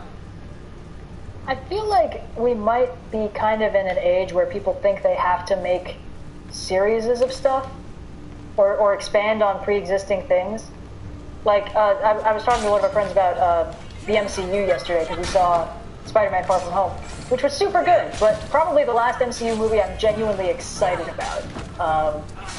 Because now that Thanos is done, it's like, okay, cool, now we can get back to doing original movies and such that aren't sequels or spin-offs or remakes. And it's like, what's that? I can't hear you over the sequel, spin-off, remake of every major Marvel property we own. Yay! Yeah. I feel like they could have done a simple animation of you pushing curtains aside rather than just kind of walking your face through them. That's work. So, what's wrong with you? It's not like we're a multi-billion-dollar company with hundreds of employees. Wait. Yeah. Yeah, I mean, I feel bad, because, like, I'm playing the game, like, I have to appreciate the fact that people put effort into making this, and I shouldn't just, like, needlessly shit-talk it, but, like, oh, there's so much that's wrong with this game.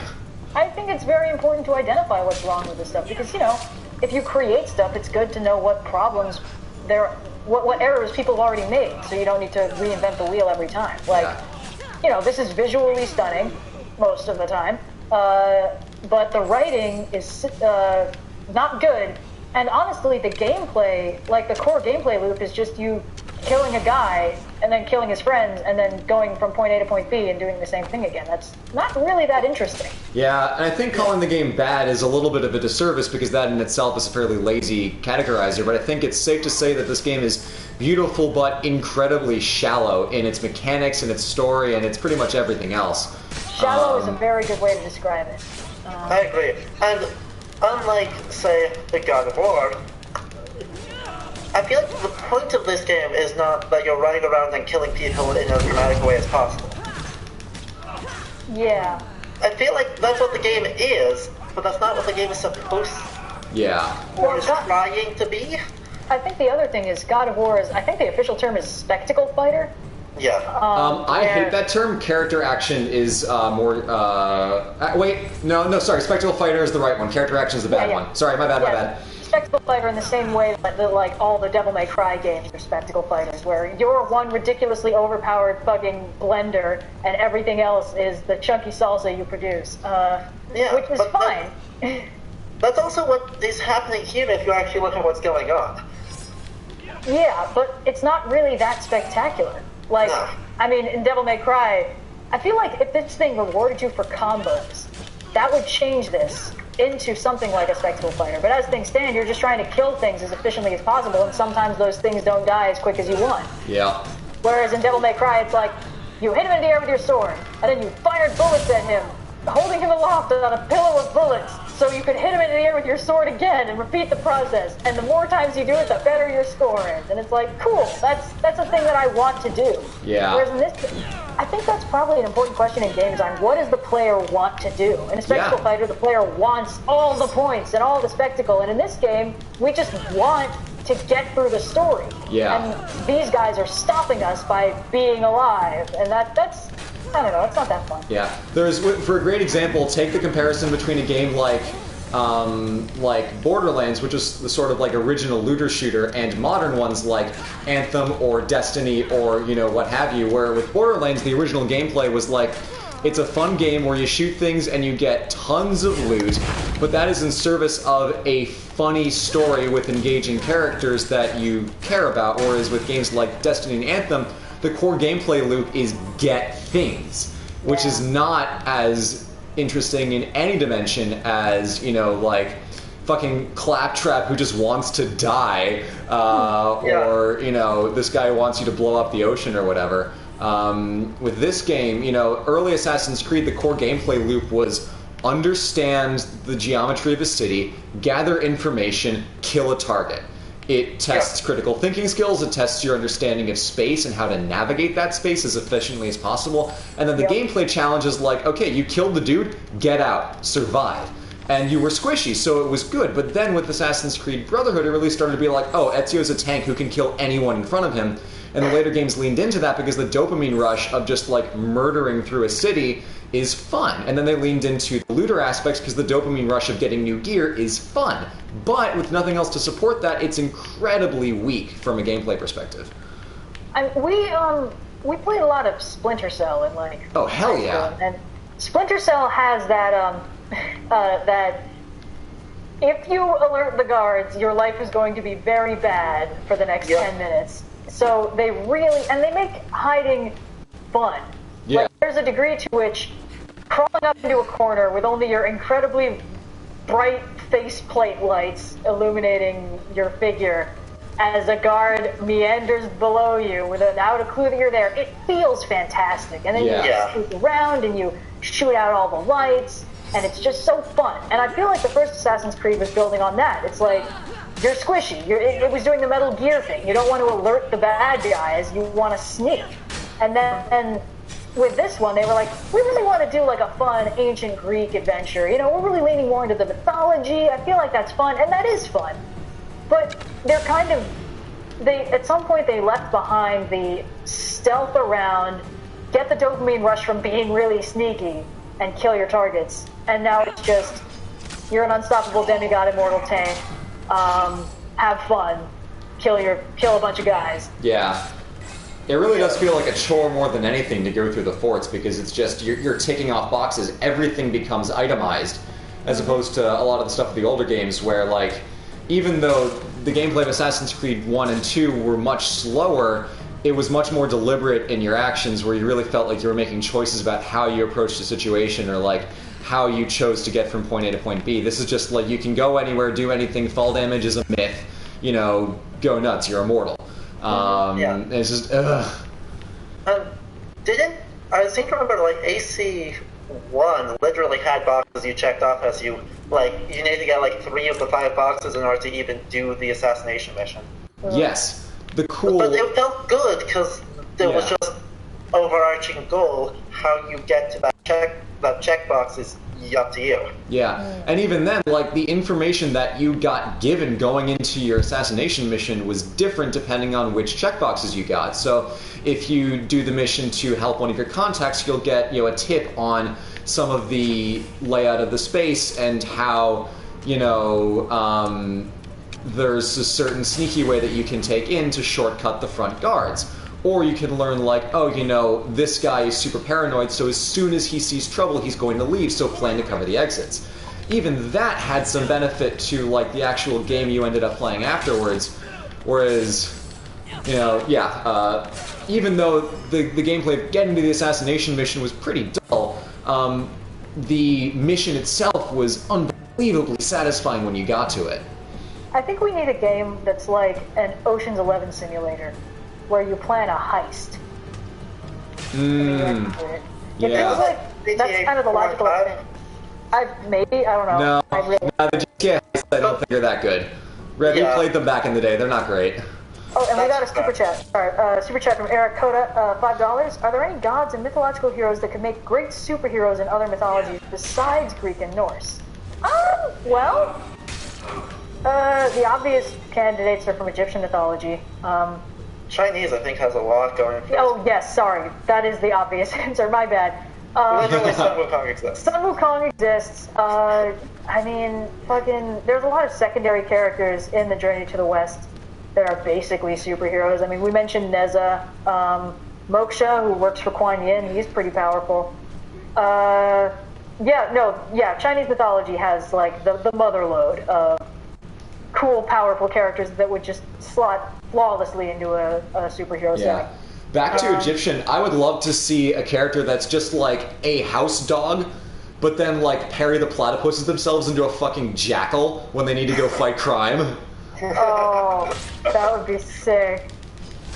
The funny thing about Set is the animal he's based on, not fully sure what it is. There's a hieroglyph for it, and they call it the Set Beast, because it's not clearly anything. It kind of looks like a dog, but it's got squared off ears and its tail sticks straight up in the air. And there's still argument over what the hell that's supposed to be. So, and it's clearly not a jackal because Anubis is a jackal, and we know what the hieroglyphs for that look like, so. Whack. Yep.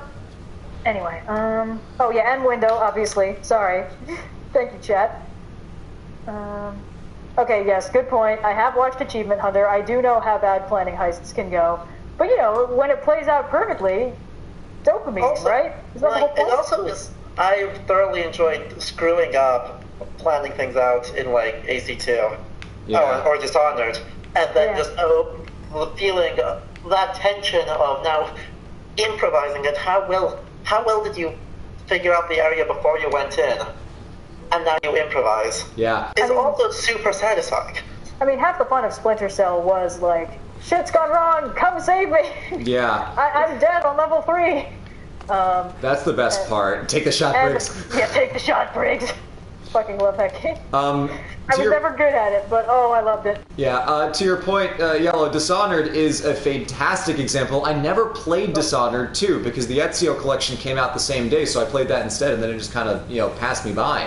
But I've not played Dishonored 2, but I want to pick up Dishonored 1 again and do more runs of that. yeah, if there's some interest in chat, let me know if you guys want to see a Dishonored playthrough, because that could be fun.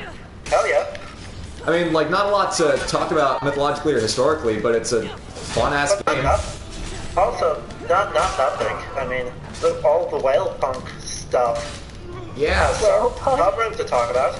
Yeah, that's totally the genre, the aesthetic of Dishonored. That's definitely true. I hadn't considered that. Plague Punk. Let's go with that instead. Yeah.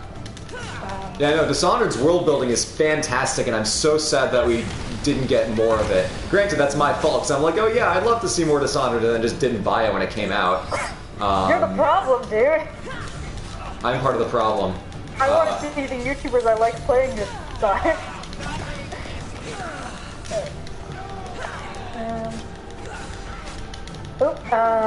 Josh29 with the 199 says, have you all read the Iron Druid Chronicles? I have not. Never I don't know what that sorry. is, but it sounds interesting. Person's asking you about his favorite character in My Hero Academia, I think. But you still don't watch any like modern anime, right? No. No. Yeah. I've been keeping up with Hero Academia manga-wise because it's fun, and I'm still excited to see how it plays with shonen tropes and stuff. But I don't really have favorites of anything. I don't really have a favorite character from Class 1A. Wow. What's Jesus. happening? That. We were behind, so what happened? Wait for Oh it. shit! Yeah, The that. guy just got his throat slit Oh. very badly. See why you need Yikes. Like he bled from everywhere but the stab wound. Yeah. Yeah. So I'm guessing Amphiorus is one of Wow, the yeah, last that is not good. dead bodies of civilians. Oh, I wonder if this guy's an asshole. Yeah, for real. The only animal I Humans see are animals. Blah blah blah. A human did this to me while I slept. Story Yeah. question mark? It's like the Everyone fucking, knows animals are very known for torturing people, I guess. Slaughtered my Right, you remember the ProZD Vine where it's like, when you can tell that the guy's gonna betray you? It's like, what do you think, Archibald? Is like, this city is imperfect. It needs cleansing. The world is not as perfect as me. And they're like, guys, are we fucking trusting this guy? Yeah. Oh, he's even got an evil face scar. Yeah, I wonder Yeah. if this fucker's evil. So I know you understand. If we don't act, the city will burn and many more lives will be lost. Perfection don't is see an beautiful, army but marching not as beautiful as me. This was Actually, along those lines, Bioshock does that trope great, where it's like, perfection? Oh, God. Boring. Let me go fucking Salvador Dali on these people's faces. humans aren't a threat. I like how that guy's just struggling to pull the body of like a probably 90-pound old man. It's like, I didn't know how to animate this. King Dragon sends his regards. Okay.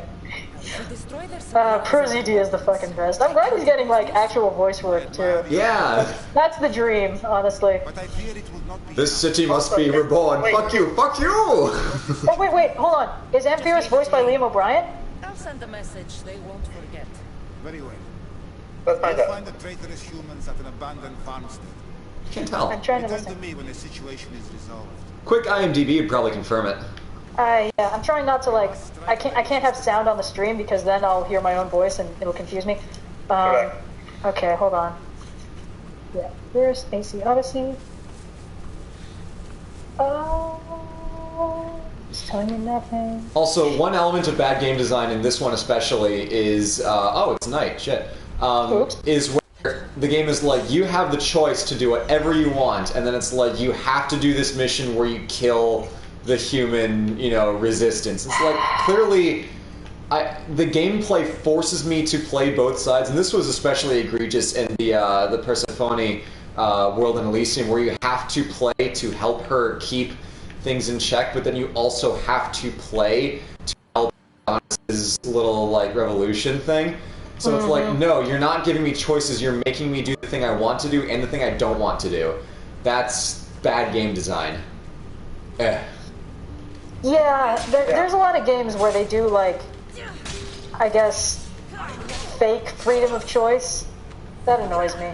Yeah. I can't find anything about who plays Amphiris. Oh yeah, I have literally no luck. He's not on the IMDb page, so I mean, it might be. I can't quite hear him well enough to be able to tell. Lord is D with $5 Canadian. Have you ever read Brave New World? Thoughts? Also, favorite video you've done. Also, thanks for helping me get through my English class. No problem on the last one. I have never read Brave Kobe. New World. A friend of mine read it in middle school, and he was like, it's pretty weird. So I was like, I'm probably not going to read it. Honestly, favorite video-wise, I think I kind of peaked with Dionysus, trying to recapture that glory. I feel like, just by views, my current highest viewed video is The Ottomans, which I'm really proud of. I loved that video. I feel like I really nailed it on that one. I think my Venice one's also pretty great, because I feel like I was able to improve and like specifically go back and do it better than I did before when I had like the fucking 4-part monstrosity series the first go around, and then this one's just like, hey, everything's here in one thing, perfect. Although also like that opinion changes all the time, so I'm sure I'll think like, oh, my Venice video is so bad, how could I ever have thought that was good? Pope Fights is great. Pope Fights never gets old. It was magnificent. Yeah. Okay. Oh, Prison's been asking, what's your favorite item from your merch shop? Oh, whoops. Oh, I killed these people too. I wasn't supposed to do that. Oh well, bad game design, didn't tell me that.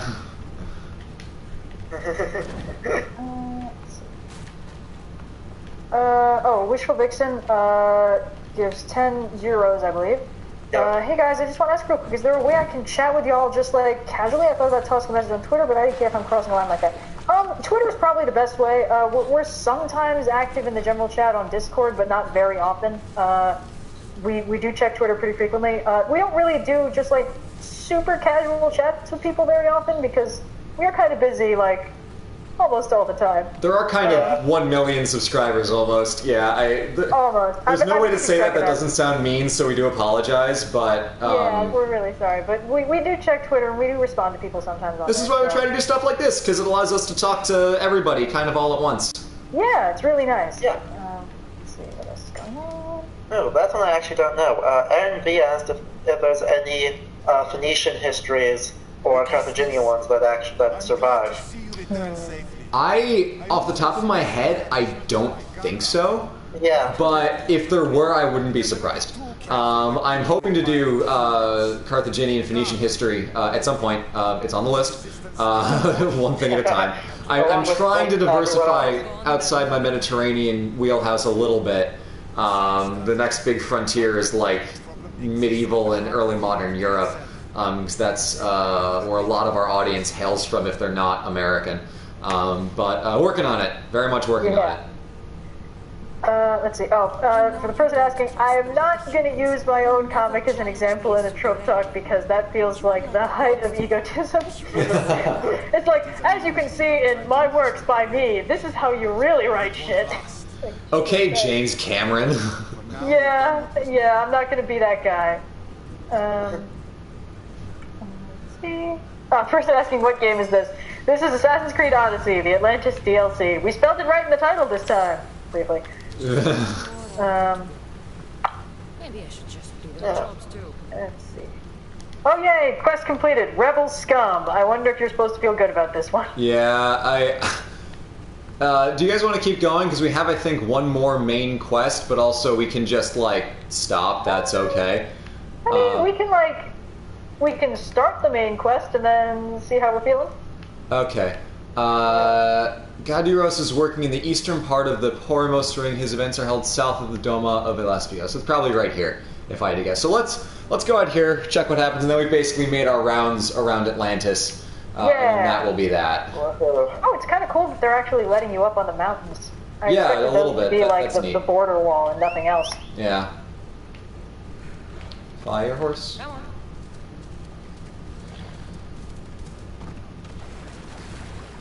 But again, getting back to the whole, like, criticism thing, like, it's all good and well if we talk shit, but, like, big ups to the people who actually put the effort into making these things, because we know that there's a lot of constraints on a development cycle where people would love to be able to do more if only the studio didn't say, hey, look, sorry, this is when we're shipping, bye.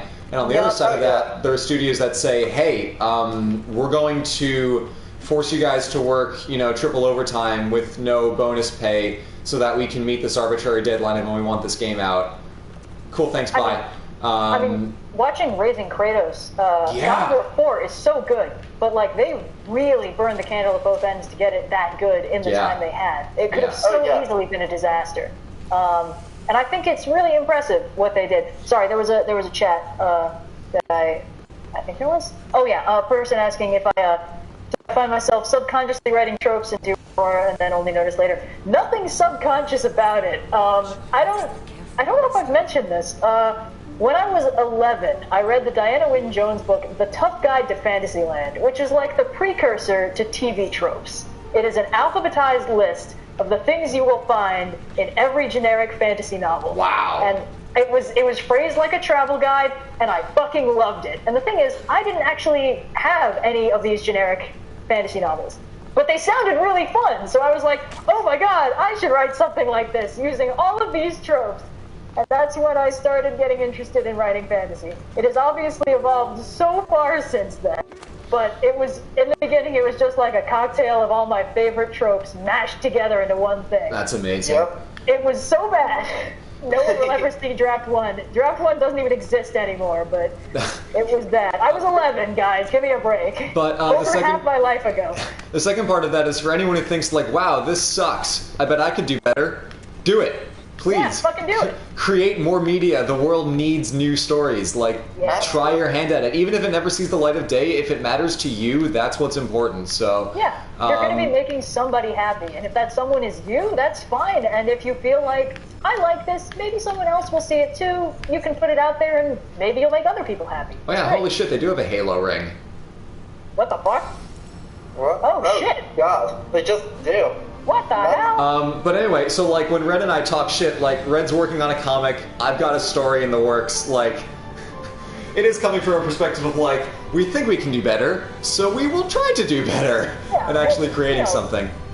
I feel like one of the most important parts of, sorry, I just realized how similar a lot of the architecture here is to, that realm in God of War 4 with the elves. Yeah. Yeah. Yes, it is.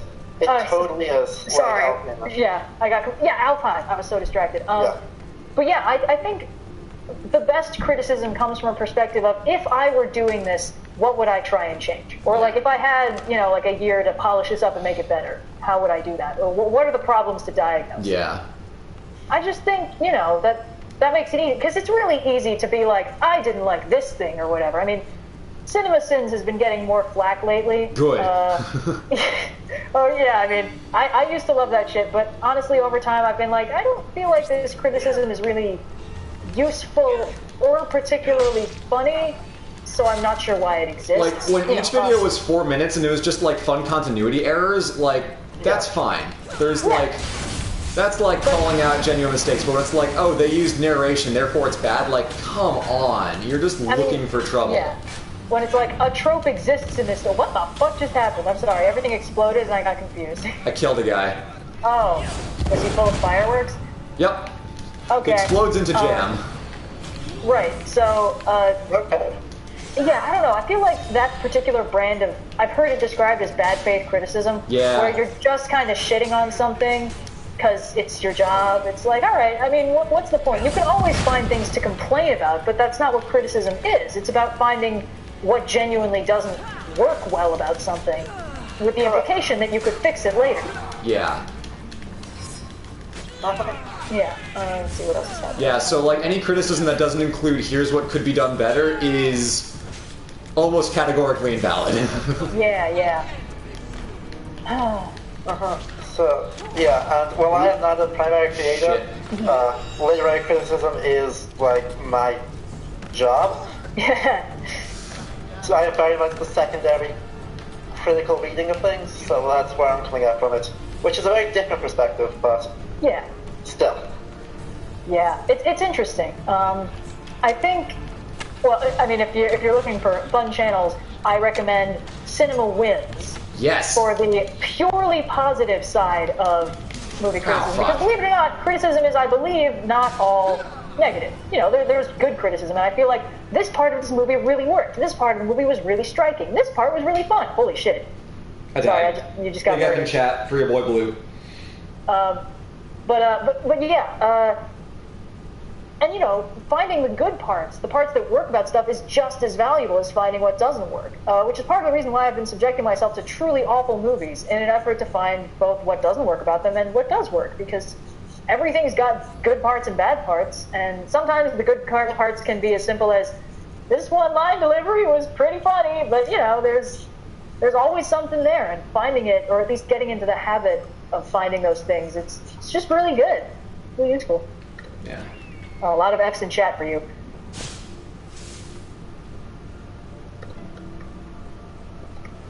Alrighty. Let's try this one more I feel time. like there's no point in having these bushes for you to dive into when you can literally fall 500 feet and not take any damage. Yeah, it's because the game director of this one thought that the whole leap of faith into a bundle of hay was bullshit, so they keep it in as like lip service for doing the leap of faith, but they don't let you hide in them, they don't let you do anything. Any aspect of social stealth died with Assassin's Creed Origins, which, like, I get it, they were trying to pull like a Witcher thing, and this one was just like, you know how this game has cities? Yeah, fuck the idea of blending into a crowd. Like, guys, so the new Assassin's Creed game is supposed to be Nordic, like, Viking stuff. It's gonna be not. I mean, I'm excited for it for not good reasons. I am curious to see what they do, but I'm not holding out hope. Exactly. Like, I have zero impressions that this is going to be a good game, much less a good Assassin's Creed game. Yeah. But it will be curious to see what they do, how they attempt to make that work at all. If that says something interesting about how they're approaching history. It's always so uncomfortable when you can really tell that one writer on the crew really hated another writer on the crew or like a part of the story they were working on. It's kind of like how in a lot of the Disney remakes, like Beauty and the Beast, they've been kind of literally being like, ho ho, you thought true love was real? That is ridiculous. Who would say such a thing? It's like, Disney, shut up. Yeah. But, you know, it's like you're watching someone's private argument that they're making public. It's like, that's uncomfortable. Yeah. Yeah. Oh, sorry, I think Tim Worley's been commenting a lot, asking, will we ever cover Spartacus? Asking you, your favorite dead guy, and me, what trope is next? My favorite dead guy is Machiavelli. Pretty much flat out. Spartacus, probably not, because I've already done a little bit of the whole like last century of the Roman Republic. I'm not sure if I have a lot to say about him. I mean, never say never, but it's not on my list, so to speak. But if I could talk to anyone living or dead, I would definitely have dinner with Machiavelli, and I would ask him to tell me about Rome and watch the fireworks fly. Oh, yes. Yes. That would be fun.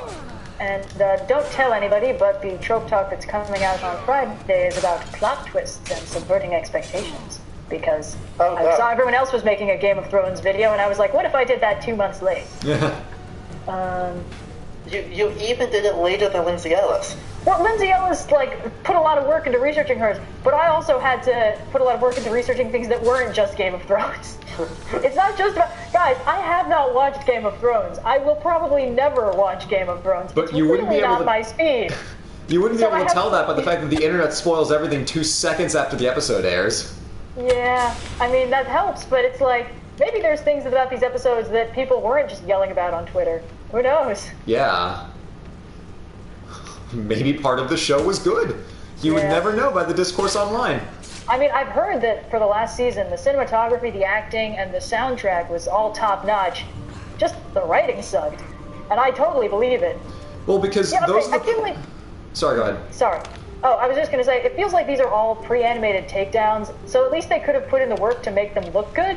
But Yeah. you're just, half the time you're just stabbing these people in the butt, or like in the air, vaguely next to their face, and then they're spouting blood and falling over.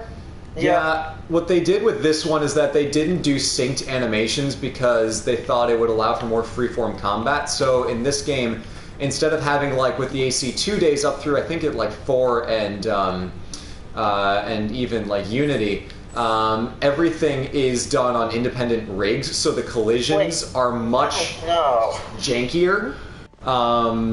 What's up? Yeah.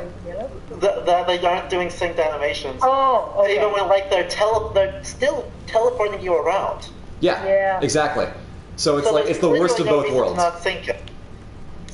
I mean, the one place I saw where like a freeform rig really worked was Shadow of the Colossus, the horse Yeah. movement animations. Yeah. Aggro was beautifully animated because it was so dynamic. But everything else was very, very carefully choreographed. You know, the Colossi move in specific ways, the way you act around them moves in specific ways. And it looked Yeah. really good. Yeah. This didn't need to be loose all the time. But to your point, right, about like the things that are good in the last season of Game of Thrones, those are the problems that you can throw money at and make fine. It's like you can make the cinematography fine if you throw enough money into the smoke effects and stuff like that. Yeah. You can make the music good if you just hire a really good composer, but if the writing is bad, it spoils the whole pot. So there are a lot of ways. With this game, you can throw money at the animation and hire the best world animators around, which is pretty did. But it doesn't change the fact that the gameplay is inspired. So, yeah. Yeah. Anyway. Let's see what quests we got. Yeah. God pleaser. Talk to Gyarados. Doma of... Okay. Oh, we did get a We're comment. coming up a lot that we can kind of talk about that. How do you guys feel about mythological/historical accuracy? I mean, I think it would be a good idea. I think it's, because the reception study side of it, and that idea is just non-existent. That's not how adaptation of things works. Accuracy is not the goal of media, even when it says it's the goal of media. Yeah. True that. I have very strong feelings on a certain game that claims that it's being historically accurate and is not, and is being used as very problematic social beliefs. Which Is- game? Spill the tea. Is it Kingdom Come Deliverance or Mordhau? Huh, I don't know what that one is, but we can shit talk it. Wait, what did you... Oh, yeah. Which one is it? Kingdom Come Deliverance. Yeah, okay, that was one of my 2 guesses. Yeah, what was the other one? Mordhau. Oh yeah, also a good choice, yes. No, by all means, dish. So, the designer claimed that this is historically accurate, that their game is a open world, historically accurate fiction of 15th century Bohemia. After he was accused of the only skin color of any characters in the game is white as shit. I was beginning to lose all hope. And there's a huge kerfuffle, and academics are still argue about this for some reason as to like, is that a problem and how far does that go, etc., etc. My opinion on it is that when you're using accuracy, quote-unquote accuracy, to excuse something that is obviously problematic in the modern world, we need to look at that really carefully. And the rest of the claim doesn't hold up with the rest of the elements of that game. Yeah. So, quick side note, apparently the audio is cutting in and out for some of the audience. Oh, weird. I haven't changed anything. My setup's exactly the same. If it's the whole stream, that's one thing. If it's just the voices, that might be a problem with my microphone. But I don't know. It also might be getting towards time to close out, so we can finish up this little quest line here and then call it. But Yeah. yeah, I'm with you. Just because something is being as accurate as possible doesn't necessarily mean that it is good. And the goal of media is more to entertain than to inform, usually. And sometimes those overlap, but they don't always. It's easy to hide behind historical accuracy to be a dick about something. Yeah, I guess that is the problem, because oftentimes when I see people citing historical accuracy, it's when it's like, hey, why is your cast so undiverse? Or, hey, why are you treating women so badly? And they're always like, sorry man, it's historically accurate. And the thing is, most of the time, they're wrong. Believe it or not, female characters did not develop autonomy in the 1980s. Women have always been doing cool shit, whether or not it was legal. And also, when people are like, why do you have black people in your ancient Rome show? What the fuck? Don't you care about historical accuracy? It's like, yes, I care deeply about historical accuracy. That's why they're there. I'm representing that this is an incredibly multi-ethnic culture that conquered a ton of people. Exactly. Why don't you care about it? So, I guess when it's actually historical accuracy, I don't really have any objections. But the thing is, nothing is ever, like, purely anything. You can never make a story that is completely historically accurate. It's always going to be things you pick and choose from it. Like when people are discussing, oh, it's historically accurate, that's why I'm showing this extremely graphic assault scene. It's like, okay, but are you showing how the plumbing worked? How, you know, all the horrible health problems everybody had in this era? And they're like, no, that's gross. And it's like, oh, so that's gross but historically accurate. And this extremely graphic assault is not. Yeah, exactly. Also, how about all the fact that most places had, you know, some kind of procedure in place to deal with horribly graphic assaults, because they did know that was not okay. Yeah, because believe it or not, people have had moral compasses for like ever. Anyway, yeah, I feel like historical accuracy is usually thrown around to justify people being shitty and historically inaccurate, and when that happens, not good. But I have no problems with people actually researching things to portray them accurately. That is, in fact, about 90% of what we do here. Oh, yeah. So it would be a little hypocritical of me to be like, fuck accuracy. Research is for nerds. Yeah. Oh, God, that is not at all what I'll be saying. Yeah. Definitely do research. Definitely, like, if you want to do something in a time period, do your research. Try and be what's historically accurate within reason. You don't have to be a slave to what you think is historically accurate. And if you are trying to do that, don't be so locked into preconceptions that you're twisting your historical data to fit what you already wanted it to say. Exactly, yeah. So, yeah, I guess in short, not a bad concept, frequently very poorly used. Thank you for the question. Yes. Let's see, a person asking about Robin Hood video. Yes, I am planning on someday doing a Robin Hood video. Yeah, chat's definitely slowing down. Yeah, I think we're getting towards closing time here. Yeah, I don't hate it. I've been sitting here for like 2.5 hours, had a big mug of tea. Probably use a break. Yeah. But hey, this was super fun. We got to do a whole lot of discussions, a lot of talking about stuff, a lot of shooting the controversy. breeze. Ooh, uh-oh. It was pretty chill. Most of the people who were yelling seemed to have left. No, that was because I almost died. Oh, bad. Sorry, 5 seconds behind. Oh, shit. Oh, yeah. Also, I know some people in chat were saying that my audio was cutting out. That's probably actually a problem on my end. My microphone, I have not had a chance to get a real one yet. So... I haven't heard any problems with your audio over the call, so... I can hear you. It might be stream. Yeah. Okay. Cool. But also, it's like if you fax a fax thing, or like you scan a Xerox already, it's like the quality degrades on each iteration, so I might not hear something, or Red might not hear something, but through the microphone, on my end, it might get a little bit muddied, so who knows. Exactly. I will not pretend that my microphone is giving a particularly high resolution image to start with. We're going to fix that soon. Yeah.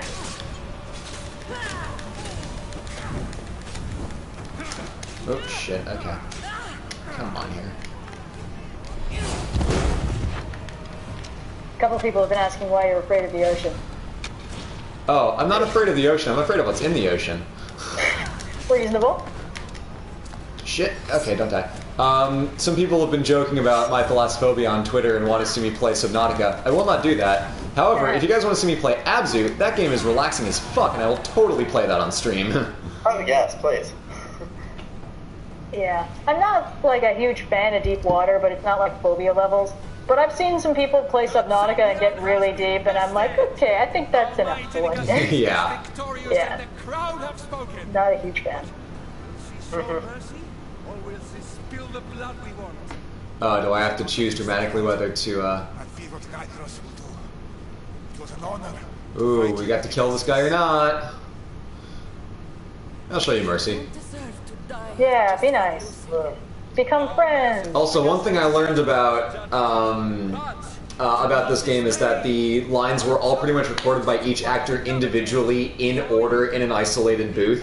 Oh, because fuck. with two main characters, you cannot record dialogue actor to actor, because then every NPC has to record their lines twice.